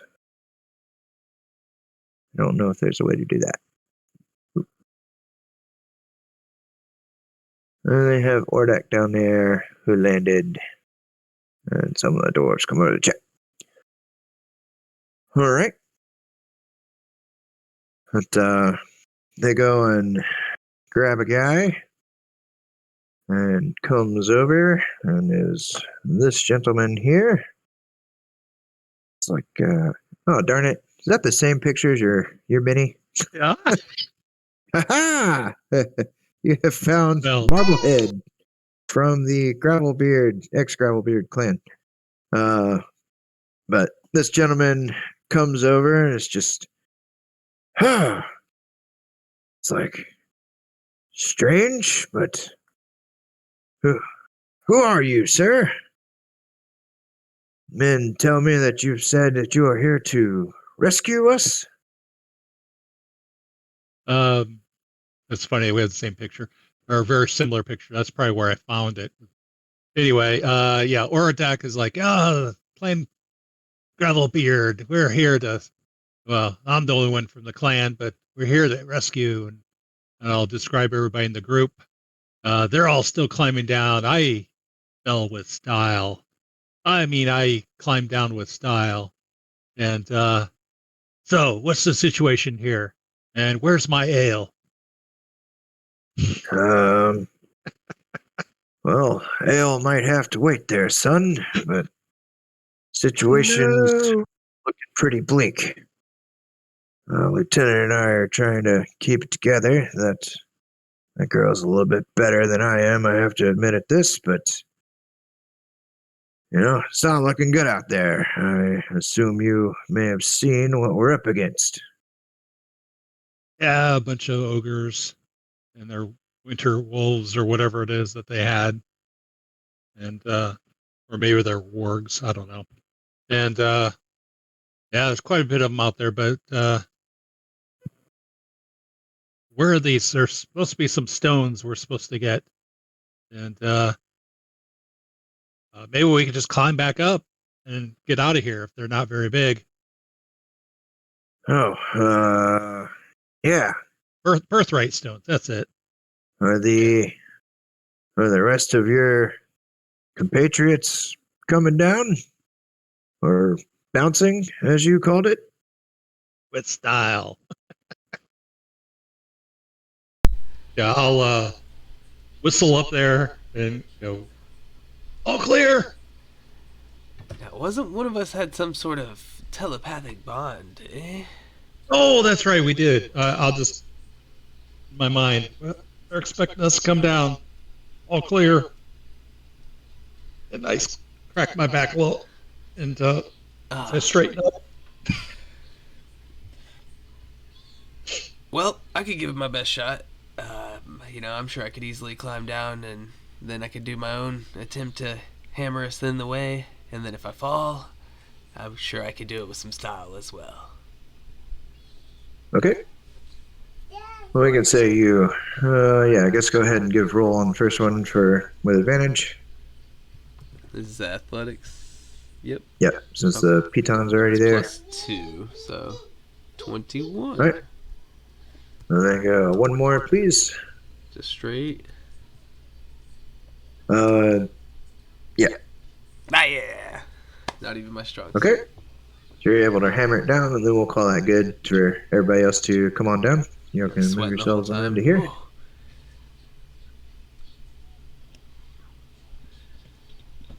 All right, you laid the groundwork in more ways than one. Good job down here. I certainly have done my part. I'm sure someone else could sway these folks in any way we need. And I'll stand right here. But, please tell me, what about Amelia? Does this mean that she made it? Her in peril? Well, Amelia made it, but I wish I had better news about Peril. Well, they both are honored for their bravery. We'll make sure that Lodwick name is not forgotten. They did us a great service with you all showing up here and everything. Well, guess come on in, and you guys kind of look a little roughed up from your travels. But we got food over here. Chef serving out best we got left. Name's Rufus. Then y'all had asked about the stones, or the tablet, assume you're meaning. We got, let me find her name.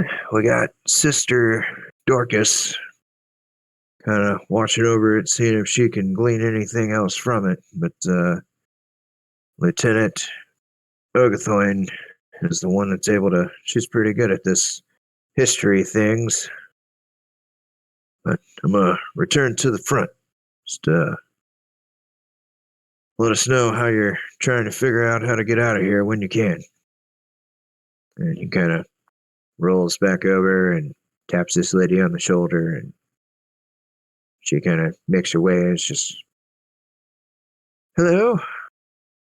Captain said that y'all wanted to see the tablet. If you would, right this way. So she brings you down there. And she, first of all, you see these things around. So the stones, like I say, are all the plus heights. And then the lid is, you can guess that the lid looking thing, the giant looking thing, is this.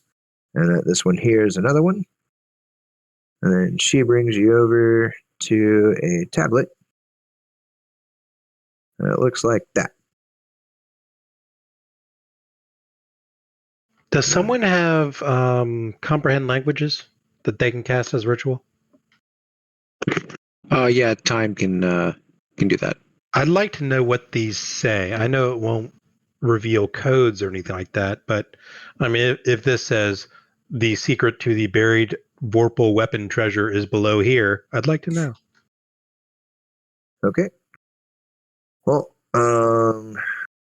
let me double check the handout here. I believe this just kind of has little. So, best you're getting off of the stones. This appears to be, if you had to take a guess, something akin to giants, right? So, if anyone speaks giant but comprehend languages, you know, I have a bunch of mages. Best guess is that it's a form of giant, but this does not appear to be exactly giant. So, you can assume that the scriptures on the sarcophagi lids is probably detailing like who is buried here, but it's too hard to make out. And then on the actual tablet, y'all are seeing the same. You can kind of make out the similar information that was already relayed about it. Is that this here is a burial site. Best you can guess is that this tablet was in the sarcophagus with whatever the heck might have been inside of it, the open one. And it does have hints of knowledge related to the form of magic called rune magic that giants are known to use.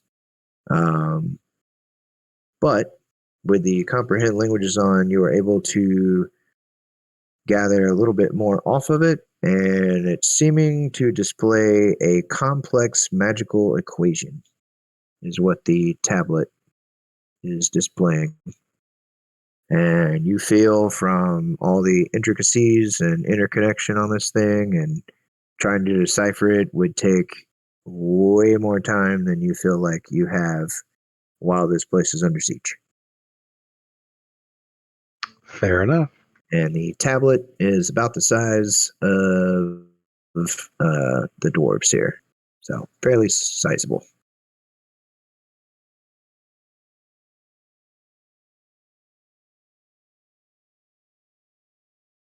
So what do y'all think are next steps?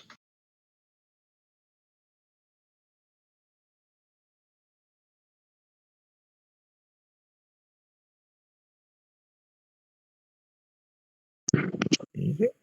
All right. Well, you do hear Captain Ezra up there says, "Hey, newcomers, come here. Take a look at this. They're at it again." Oh, let me pop the seer off of there. Boop. And he directs you all to the front up here. And what you see is you get a much better picture of what was going on down below, since y'all were way up on that gorge. It looks like the ogres have formed up in kind of like a fighting ring.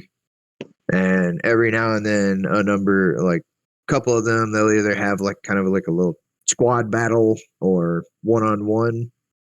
And it looks like they're just kind of duking it out and wrestling and, you know, da-da-da-da. And if one kind of like hits with a dirty blow and he gets called out on it, like he just kind of gets like grabbed by a good number of them around the ring that, you know, kind of like, "Oh yeah, I saw that. Yeah, you can't do that. Hey, what are you thinking there? Do it off or whatever." And the other one gets to walk up and like kick him in the nuts, and he just and then they kind of roll him out of the ring. And then Oh, I didn't Captain know they Ezra. played it here. Wow, I'm famous for this sport. Come on. Captain Ezra is looking around. It's just every night they seem to go into these wrestling matches. Who would have thought that ogres have a sense of honor? We all thought they were just a bunch of oafs. What is it about them? What does this accomplish? Are you asking him as far as like what the fighting Yes. ring Is it a battle for leadership, battle for pride, entertainment?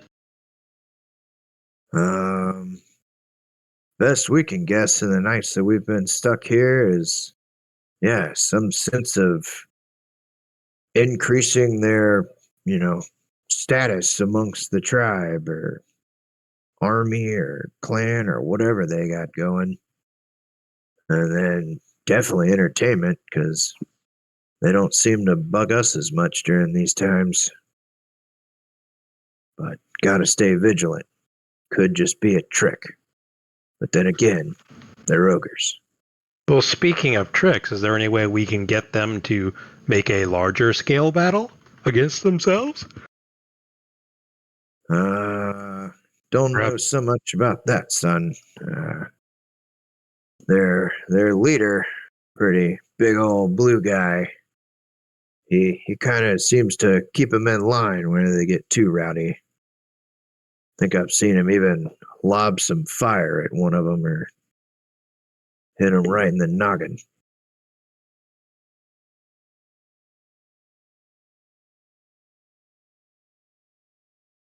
Well, trying to get them to fight together, fight against each other.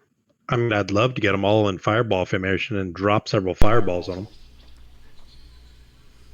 them. Maybe we could nominate our strongest member / leader, Oradak, to challenge for leadership in one of those matches.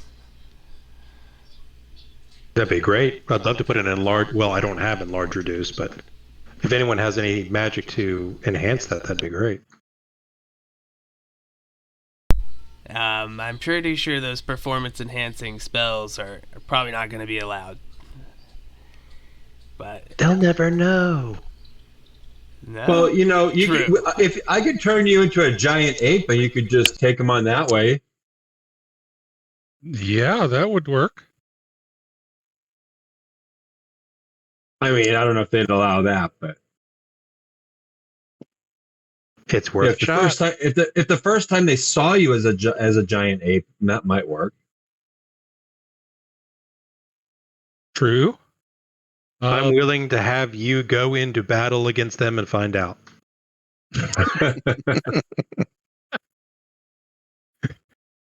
Yeah, for the Gravelbeard name. Yeah. Absolutely. On a side note, is there? Okay, so they're in a.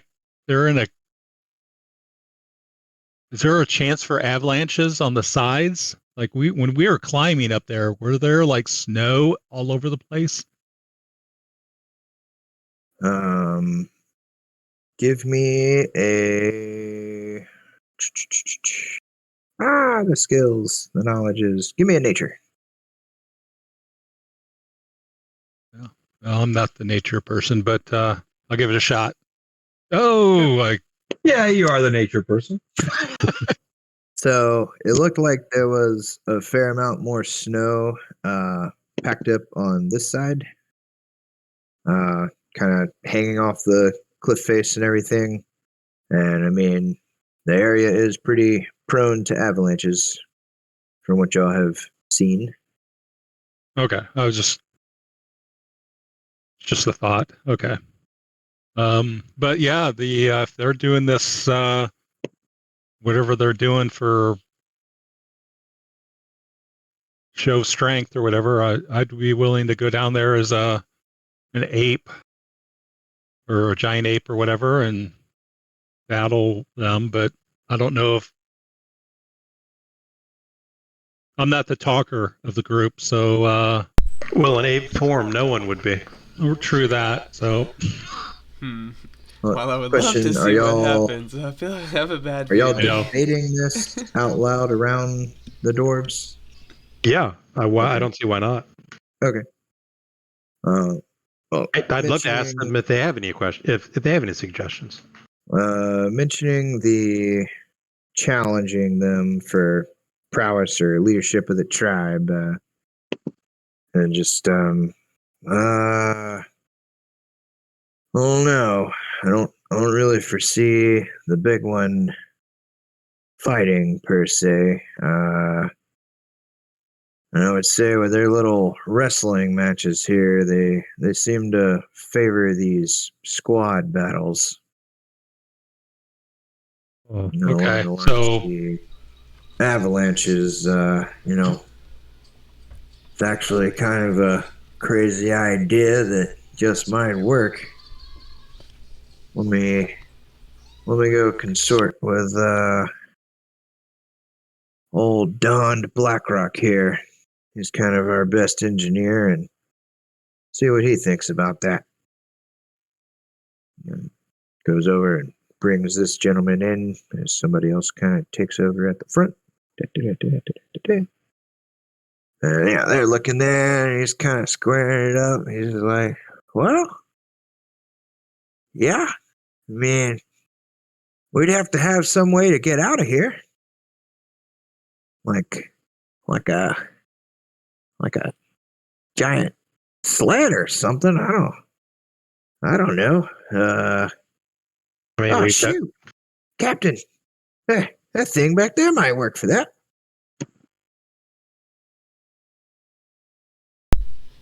So, you kind okay, thing back there, which would be Oh, the big old sarcophagi lid. you know, if I polymorph myself into a T-Rex, couldn't I be the oxen that pulls that very fast away? I guess, but if you fall through the snow, you're probably dragging us down and we're all getting buried. Hey, you know what? If that works, how about, I like this polymorph idea. Are we going with the wrestling thing or no? Or is this a separate thing?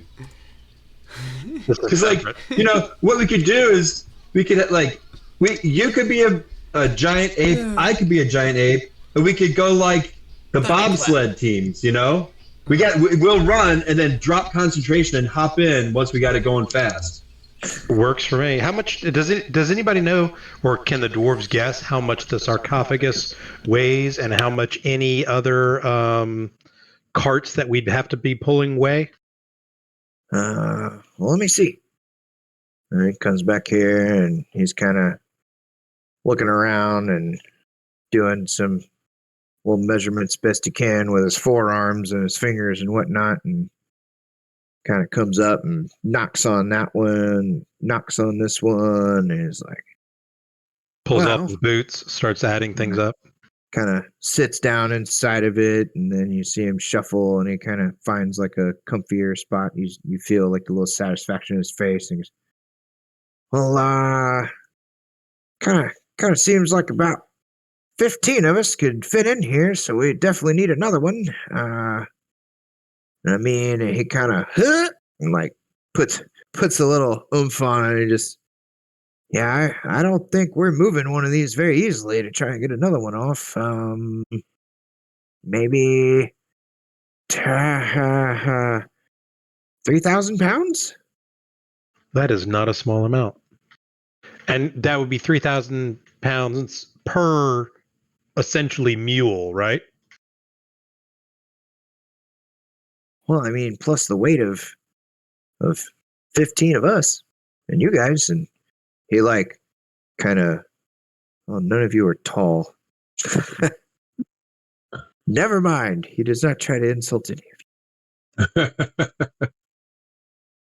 What is the pull weight? Giant apes have a strength of 23. Oh, hey, And, there's a handout for that. I might be able to.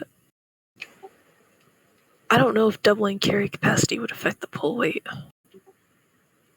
Those are two different things, right? Well, I believe it's like a total. So your carrying capacity is determined, and then your push, drag, lift is all based off of carrying capacity. So, carrying capacity is 15 times strength score. So you said 23, So it's 345 for a giant ape. and then double. Is it modified by the size of the creature some way? would be 690. How big is giant ape? Huge. Right. You're huge. Yeah, 3x3 for an ape. Yeah. So for larger creatures, it is doubled. So times 2 is 1380. Times 2 again is 2760. So you would have to, put some oomph into it, but it seems like it is doable by your quick number calculations. Okay. Well, and maybe we could just if we had 2 giant apes, we could send one to one of those sarcophagus lids down, and then send the next one down with our combined strength. There you go. I mean, I would And then both of us hop in at the very end. Yeah. We would need arms for this, correct? As far as pushing, as far as getting another one off. Basically, I'm trying to see whether or not a T-Rex would be with a harness would be just as effective as a giant ape. It seems like a giant ape would be better with the hands and the manipulation. Yeah, T-Rex could be stronger. Yeah. I would say give me an intelligence or nature as well. Investigation actually, or just I'll straight just intelligence roll? I'll just tell you. Okay. The T-Rex, since you got them claws, you're probably going to be like digging into the snow, so you're more likely to Fall through. sink. Yes. So the ape It is. probably your better bet if you want to go with that plan. Yeah, but it's Christmas. I mean, dashing through the snow on a T-Rex, in a 12 dwarf open sleigh or whatever, how it would go. Anybody ever read the Harry Dresden Chronicles? Mm-mm. If you are into reading or listening to a book on tape, Jim Butcher is the novelist. He has a series featuring Harry Dresden, which is basically a wizard in Chicago. It is really good. It deals with a T-Rex and polka music. I won't give anything else away.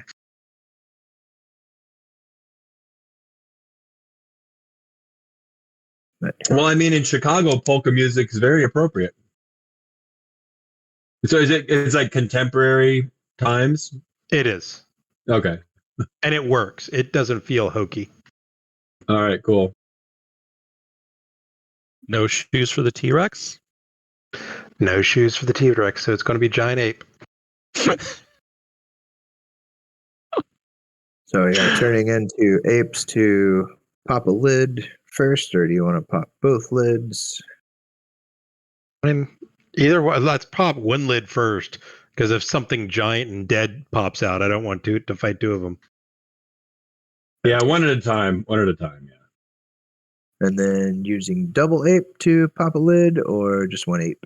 Double ape. Let's try and be double as ape. careful with the lids as possible. Okay. Can go ahead for athletics with advantage.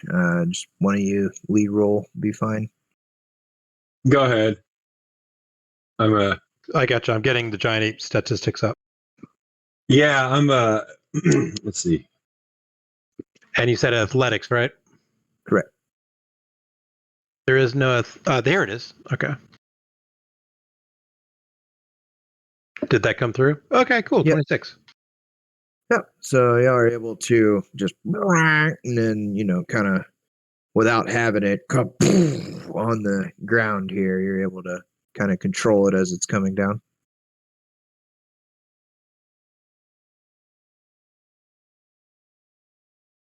All right, so you got 1, so that gives you a capacity of 30 people. Let's see, you have a total of, I think, -3, 1 in town. You have a total of 20 dwarves and the 6 of you, and then the tablet. So that would be sufficient space. But then it sounds like 2 of you are pushing and then apparently going to yoink back down to hop in and fly away. Well, I also saw here, Clover, what was your thought with the enhanced ability? That's a really excellent idea. The original idea was to cast it on whoever's pushing to double their push capacity. Which can be both giant apes if there's two. Well, yeah. Let's go for it.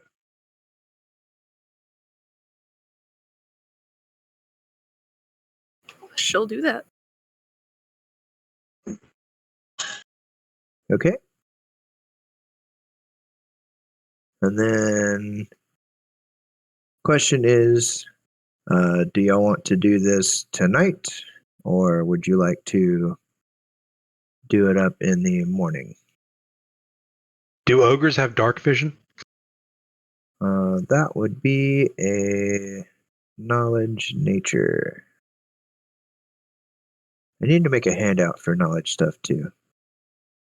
There you go. Let me pop that up. Pop this down. Dook. Your best guess is actually your known guess is yes, they're known to see in the dark. And pretty standard fare on that. And with that 24, would I know whether they have greater disadvantage to fight in early morning sunshine, daylight, or nighttime? Or does it matter? Doesn't matter. Okay. So I tell the dwarves to say, well, let's see what giant apes have. Do giant apes have dark vision? I don't see that they do. Morning time it is. Yeah, I mean, if giant apes don't have dark vision, then morning. Okay. So we'd get a long rest? You would indeed get a long rest. Are there any, I will talk with my companions, are there any buff spells we can take, cast now before we get a long rest that would carry over till the next day, that would make our job tomorrow easier? Some kind of persistent weather effect, some kind of charm or suggestion that lasts 24 hours. None. Yeah, we're tier 2. Tier 2, there's not a lot of that. There's some, but all right, nothing tonight. Yeah. Then long rest, and let's just deal with it tomorrow. Well, so we were told that there were some giants on the way, right? Uh-huh. What was the timeline for that? Don't exactly know. Okay. No one ever gave a specific on that.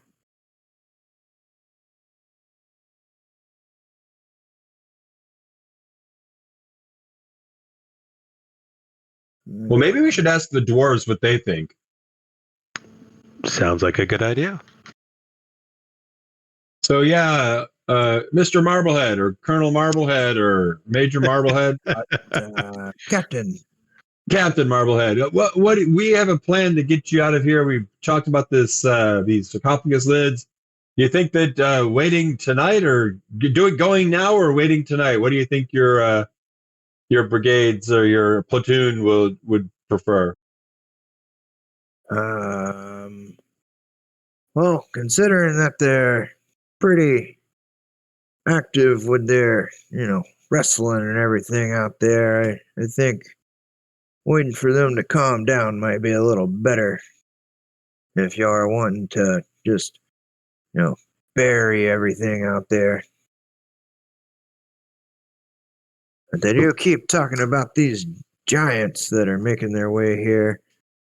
All they ever do is just kind of get up and taunt each morning with their trying best to be cutesy, I'd call it. Just, they'll be here soon, and that's all the doom, and we'll eat you. Blah, blah, blah, blah. So you're saying we should wait until they go to sleep and then do this, or until we all get up in the morning, maybe wake up extra early? Well, I mean, I would leave that to your call since it's your plan, but I would kind of prefer to not go whenever the ogres are up and kind of at arms, so to speak, and already riled up with all their wrestling matches and battle frenzies.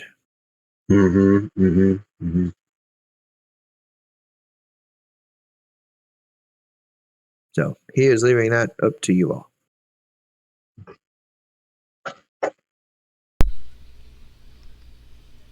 Well, I'd say if everyone's ready, I don't feel like. Well, remember the giant apes don't have dark vision. Oh wait, I do have a thought though. After we get on out of here, we gotta trek all the way back. Isn't that right? Correct. That's pushing it pretty far on trekking time.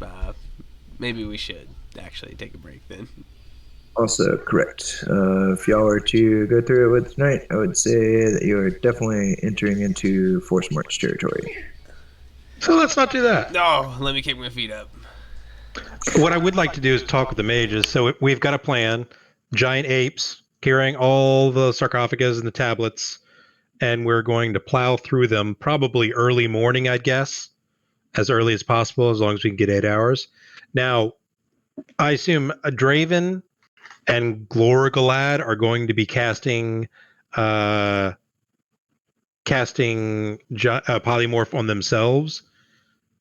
Time, can you cast haste on both of us so we have double the movement? Time does not have haste. Could you copy it from one of us over the next couple of hours? If we got enough time, I could do that. Days, does it not? Scribing? That's right. The new rules is like 1 day. Damn it. Yeah. Okay.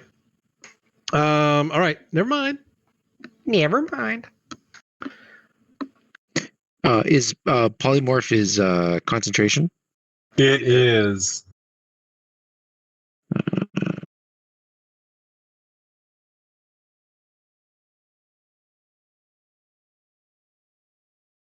Because you could polymorph time.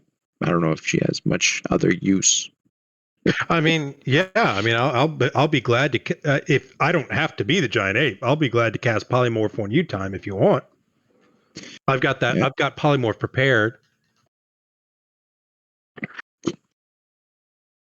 Yeah, because time could go from a tiny rabbit to a giant ape. Cool. That is polymorph. Polymorph is only 4th level. It's not upcastable, is it? It's just 4th level, but it also I don't even remember what the CR of these things is. The giant apes. CR 7 or 8? 7. Cool. Okay. So CR7. Okay. So then time is level 7. So there we go. Yep. I could also do things. I'm going to try and see. So we only have 3 wizards and 3 spellcasters in this particular party, correct? No, we have a divine soul sorcerer too. Yeah. Clover was. I think Clover, you said you might be willing to enhance ability to give the apes advantage on all the checks. Yes. And double the carrying capacity, right? Yep. She could do that by upcasting it to 3rd.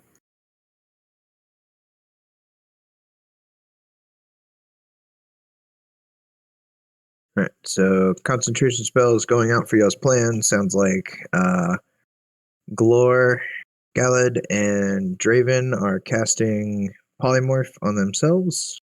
Clover No. No? Draven is casting polymorph on time. Okay. And then Glor will be casting it on himself. Because I thought it was something. Are you able to concentrate on a spell if you are polymorphed? Yes. Yes. It basically, yes. Okay. Short version. All right. So Glor's self, Draven is on time. Time, are you casting any spells? There's been a bunch Uh, of I can cast this, I can cast that. So Yeah, the only thing that time has that could possibly useful might be the gust of wind to try and push some of the sled. But other than that, I don't know how much help she's going to be. okay, and we'll call that. Glory, could you do Roar's telepathic bond before we start all this? Oh yeah, we'll get up. We'll do that. We'll do that before we do any of this shenanigans, so we can talk. We can communicate as apes. Yeah. Cool. I think we've got the plan.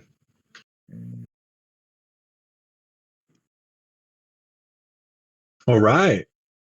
So I believe I have that correct there. All right. Yeah, but now we got to find a way to make it look good. I mean, it's going to look pretty awesome anyway.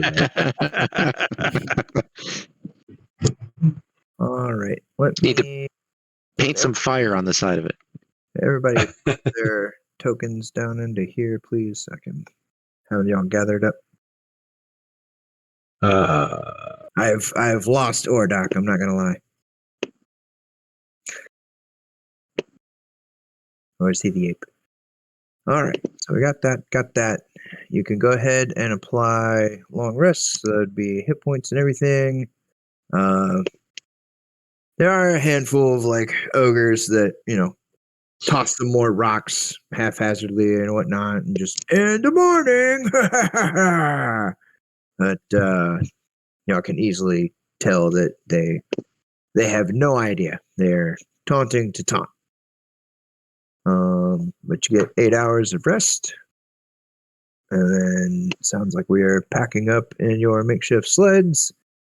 You turn into apes, and then what are we using to trigger avalanche?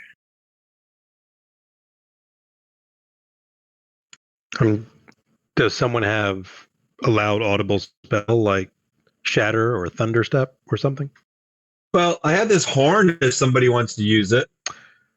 I would love to I would love to blow your horn, and that sounds really weird saying, but yes, I'd love to do that. Well, If it blows up, though, it could hurt, but I'm okay with that. You're okay with it hurting me? Because it's not you. All right, well, let's do it.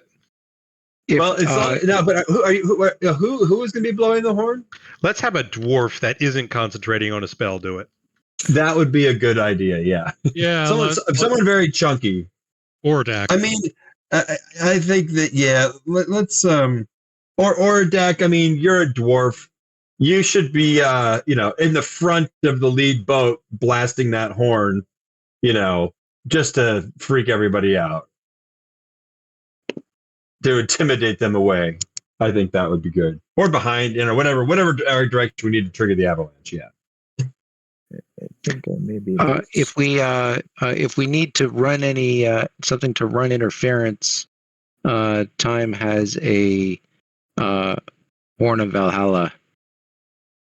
Oh yeah. Oh, I mean, get all the horns going.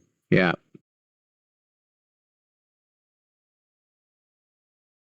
All right. So, y'all pop up in the morning and you load everybody up into the toboggans here, your makeshift, and you smack the thing, and this happens. As you hear the rumbles and you hear the drums starting up. This is probably it's kind of like what woke you guys up. It's amazing that this hasn't caused it.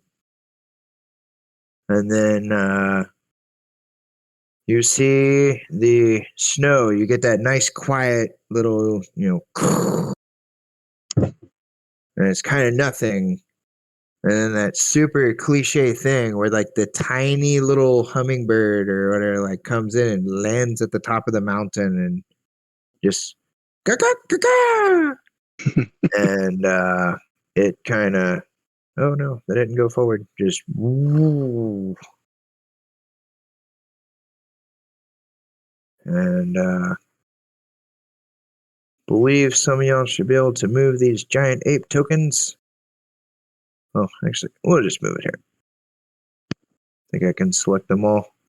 So, you are... why is it giving all that? Hang on. Layer... Advance to back. Let me do that. Oop.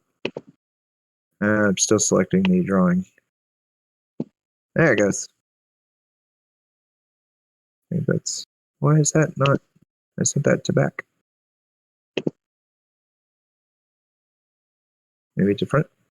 Alright, anyways, I'll just use one giant ape. That somehow is behind the graphic. Oh my gosh. Alright. Well, as you start rolling down the hill, some of the ogres are not necessarily clobbered up. So we're going to have a good old series of checks here. And then for everyone, let me turn this down. For everyone, we'll need either a strength or an athletics or a dexterity saving throw. Your choice, as it is quite the bumpy ride. As y'all are flying high. And some of these bros kind of get a little angry and start chunking some javelins as well. I'm going to Lucky Mine. That's even worse. These other guys have javelins. They do not. Let's say you get close enough to one of them. We had one more spellcaster, we could do a wall of force around us. Mhm. All right. 1 second, I'm Let's reading something. see. I'm going to take the 12 and then try to Favored by Gods. Okay. That's why you play a divine sorcerer. So Ooh, adding 18. to it. All right. So, like I say, it's kind of bumpy, and oh shoot, I gotta roll for all your buddies here. Let me just do 5.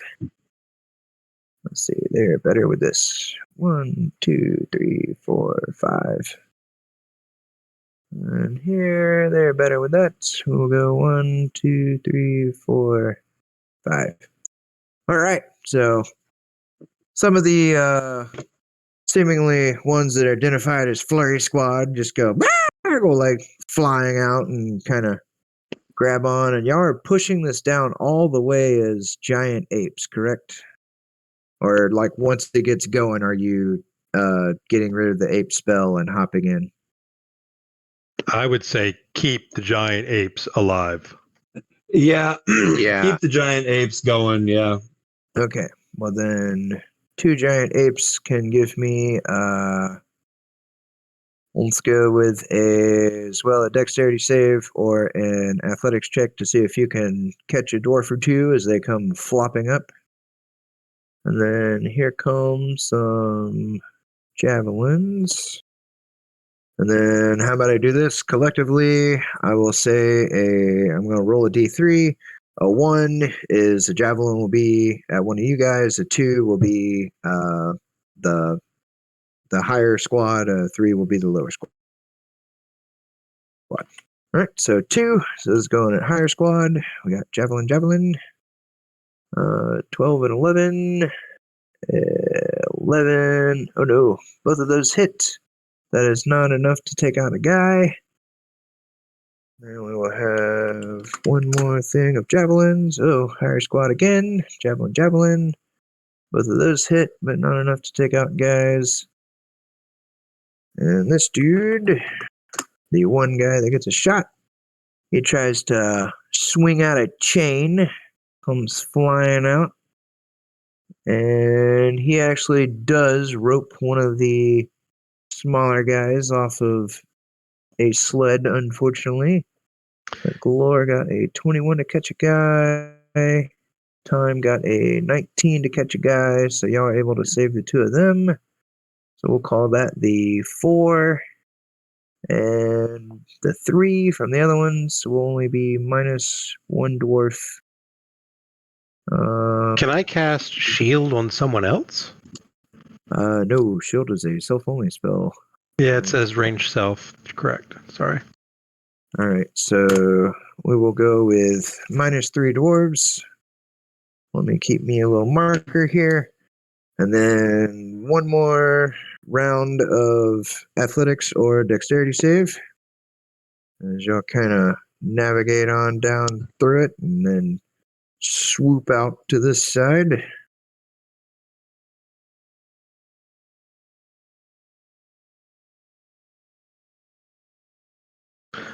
I got a 7 on a dexterity save. You do.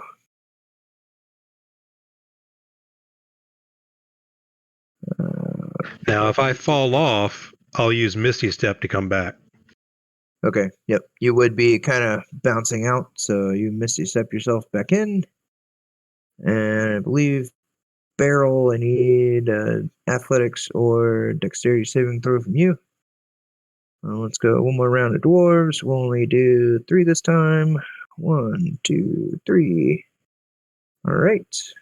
Then we will go 3 here. 1, 2, 3. Oh. All right. So looks like you are about to lose 1, 2, 3. And we'll call it 4. About to lose 4 dwarves. So need.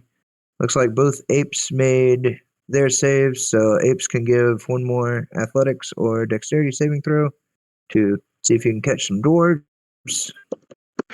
Can I use, I don't know, Mage Hand to like push him back?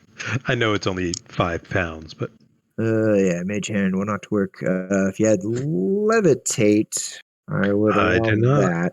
That You know, was a fine. well, it's never mind. It's concentration. I can't cast a web on everybody. All right. So it's like a 17. Do you have anything for that one? Oh, wait, never mind. You have enhanceability on, don't you? So that gives you advantage on strengths. Okay. All right. So you'll catch 2 more. So only 2 more dwarves down. So lost a couple, but y'all are able to surf your way on out and make it out the gorge there. And yeah, you turn back and you see no tents. You don't see a whole lot of movement, except for you see it that couldn't possibly be like the same bird, just like flutters down to the middle and like pecks at the snow a little bit and then kind of flies off. But you'll have successfully surfed down the mountain. Mhm. And you, of course, no longer hear any ogre fun songs and chants going off in the distance. I really wish we'd had some kind of visual picture of like 2 giant apes essentially bobsledding dwarves on a coffin down an icy slope.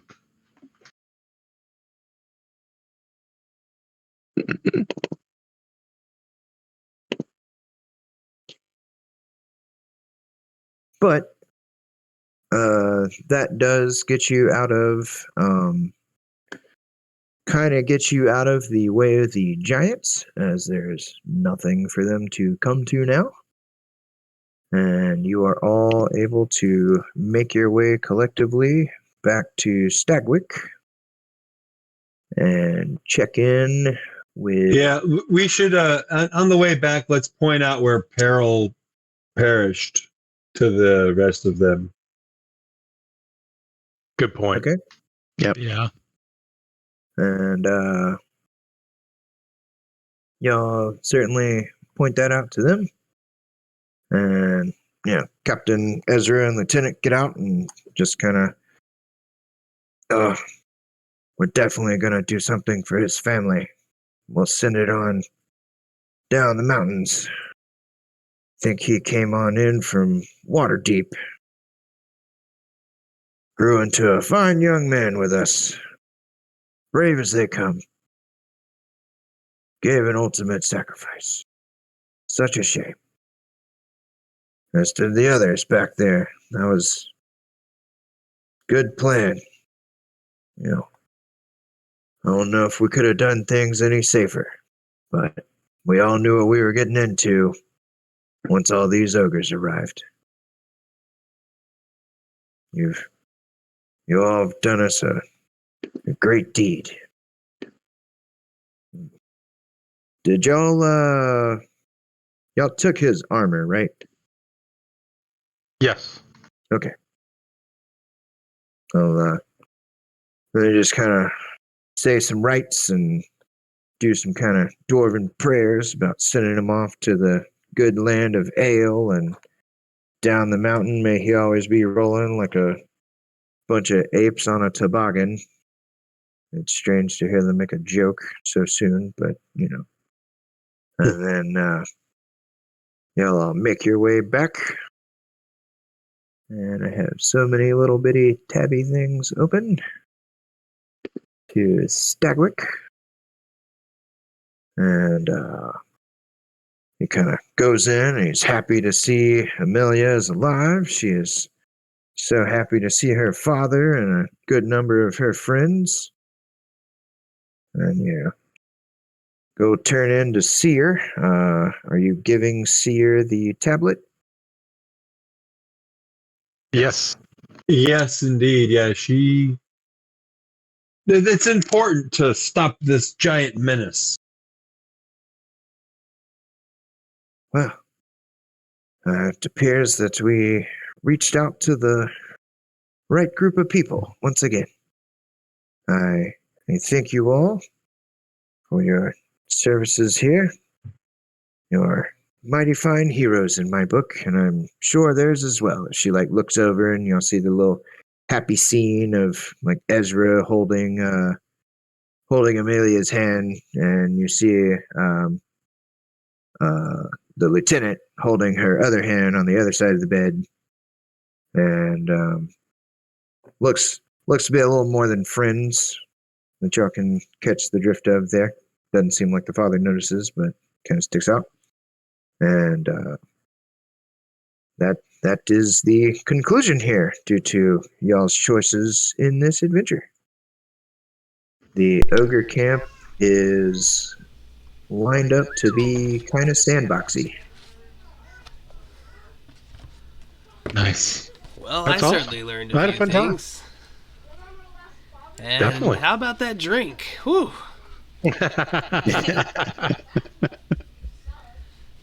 Oh, right. And then Captain Ezra gives you all a potion as gratitude. Excellent. You also get the reward from Seer, and the dwarves collect out a number of gems and jewelry on their persons to hand you over as treasure as well. So I think I have everything done here correctly, and then since y'all triggered the avalanche to escape, I believe y'all got everything, because let me count it out. 5 dwarves didn't make it on the way out, and 3 were already dead, and there were 24 total. Goal was there, so yes, y'all get that as well. All right.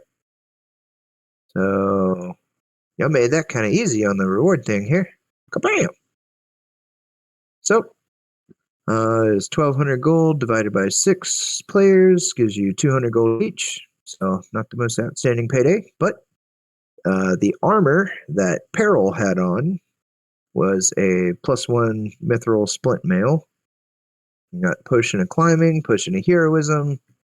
I know that renown. I will doctor up the renown for the session log on the server, but there was really a Lord's Alliance mission, Order of the Gauntlet mission, but kind of swapped it up because I know the renown doesn't really do a whole lot anymore. And then the story rewards. Y'all got all 3 story rewards. You returned with the tablet, so you all now have advantage on ability checks involving interacting with NPC members of Lord's Alliance. You also gain disadvantage on ability checks involving interacting with people that are opposing Lord's Alliance. You made it back with at least 11 dwarves, so you gain advantage on checks involving interacting with dwarves from Citadel Adbar, regardless of wherever you are. I'm assuming there are more dwarves in the handful of adventures for Tier 2 of Season 5 left. And then the fun one is since you did the avalanche, you get the Ire of Frost Giants. The word of your accomplishments travels around to the Frost Giant communities throughout the realms. You gain disadvantage on ability checks that involve interacting with Frost Giants. Additionally, you gain advantage on ability checks that involve interacting with NPCs that specifically oppose Frost Giants. And considering that the Mega guy that's advertised in Tier 2 of Season 5 here, I believe he is indeed a Frost Giant, so that one may very well come into play. I may have some bad news. Uh-oh, what's that? I think that +1 Mithril Split Mail is on the problematic item list, and there's currently no replacement for it. Uh-oh. I thought that did they change it? It used to have either +1 split mail or mithril split mail. Where Well, would you find that? I'm sorry. It used to be in the Season 9 content catalog, but, then they superseded that with the Adaption Guide, and the Adaption Guide as well. The Adaption Guide. It's missing that information now, so we don't know. There's your record of the events that happened today in a somewhat fun fashion. So I guess can it just become a +1 split mail and drop the mithril? Is that okay? Probably. I don't know. Okay. I'll look into that one. Okay. If Let anyone me gets just an drop answer, it feel free to down. tag us all. Let me just drop it down to +1 split at the moment. And for if y'all need to come back to the game and check that out. And then I will look into it as well. And I will update accordingly on the session log. Alrighty, But- cool. Well, thank you for running, man. Yeah. It's good to play with you again. It's been a while. Yep. And that was run as the very hard adjustment. The actual adult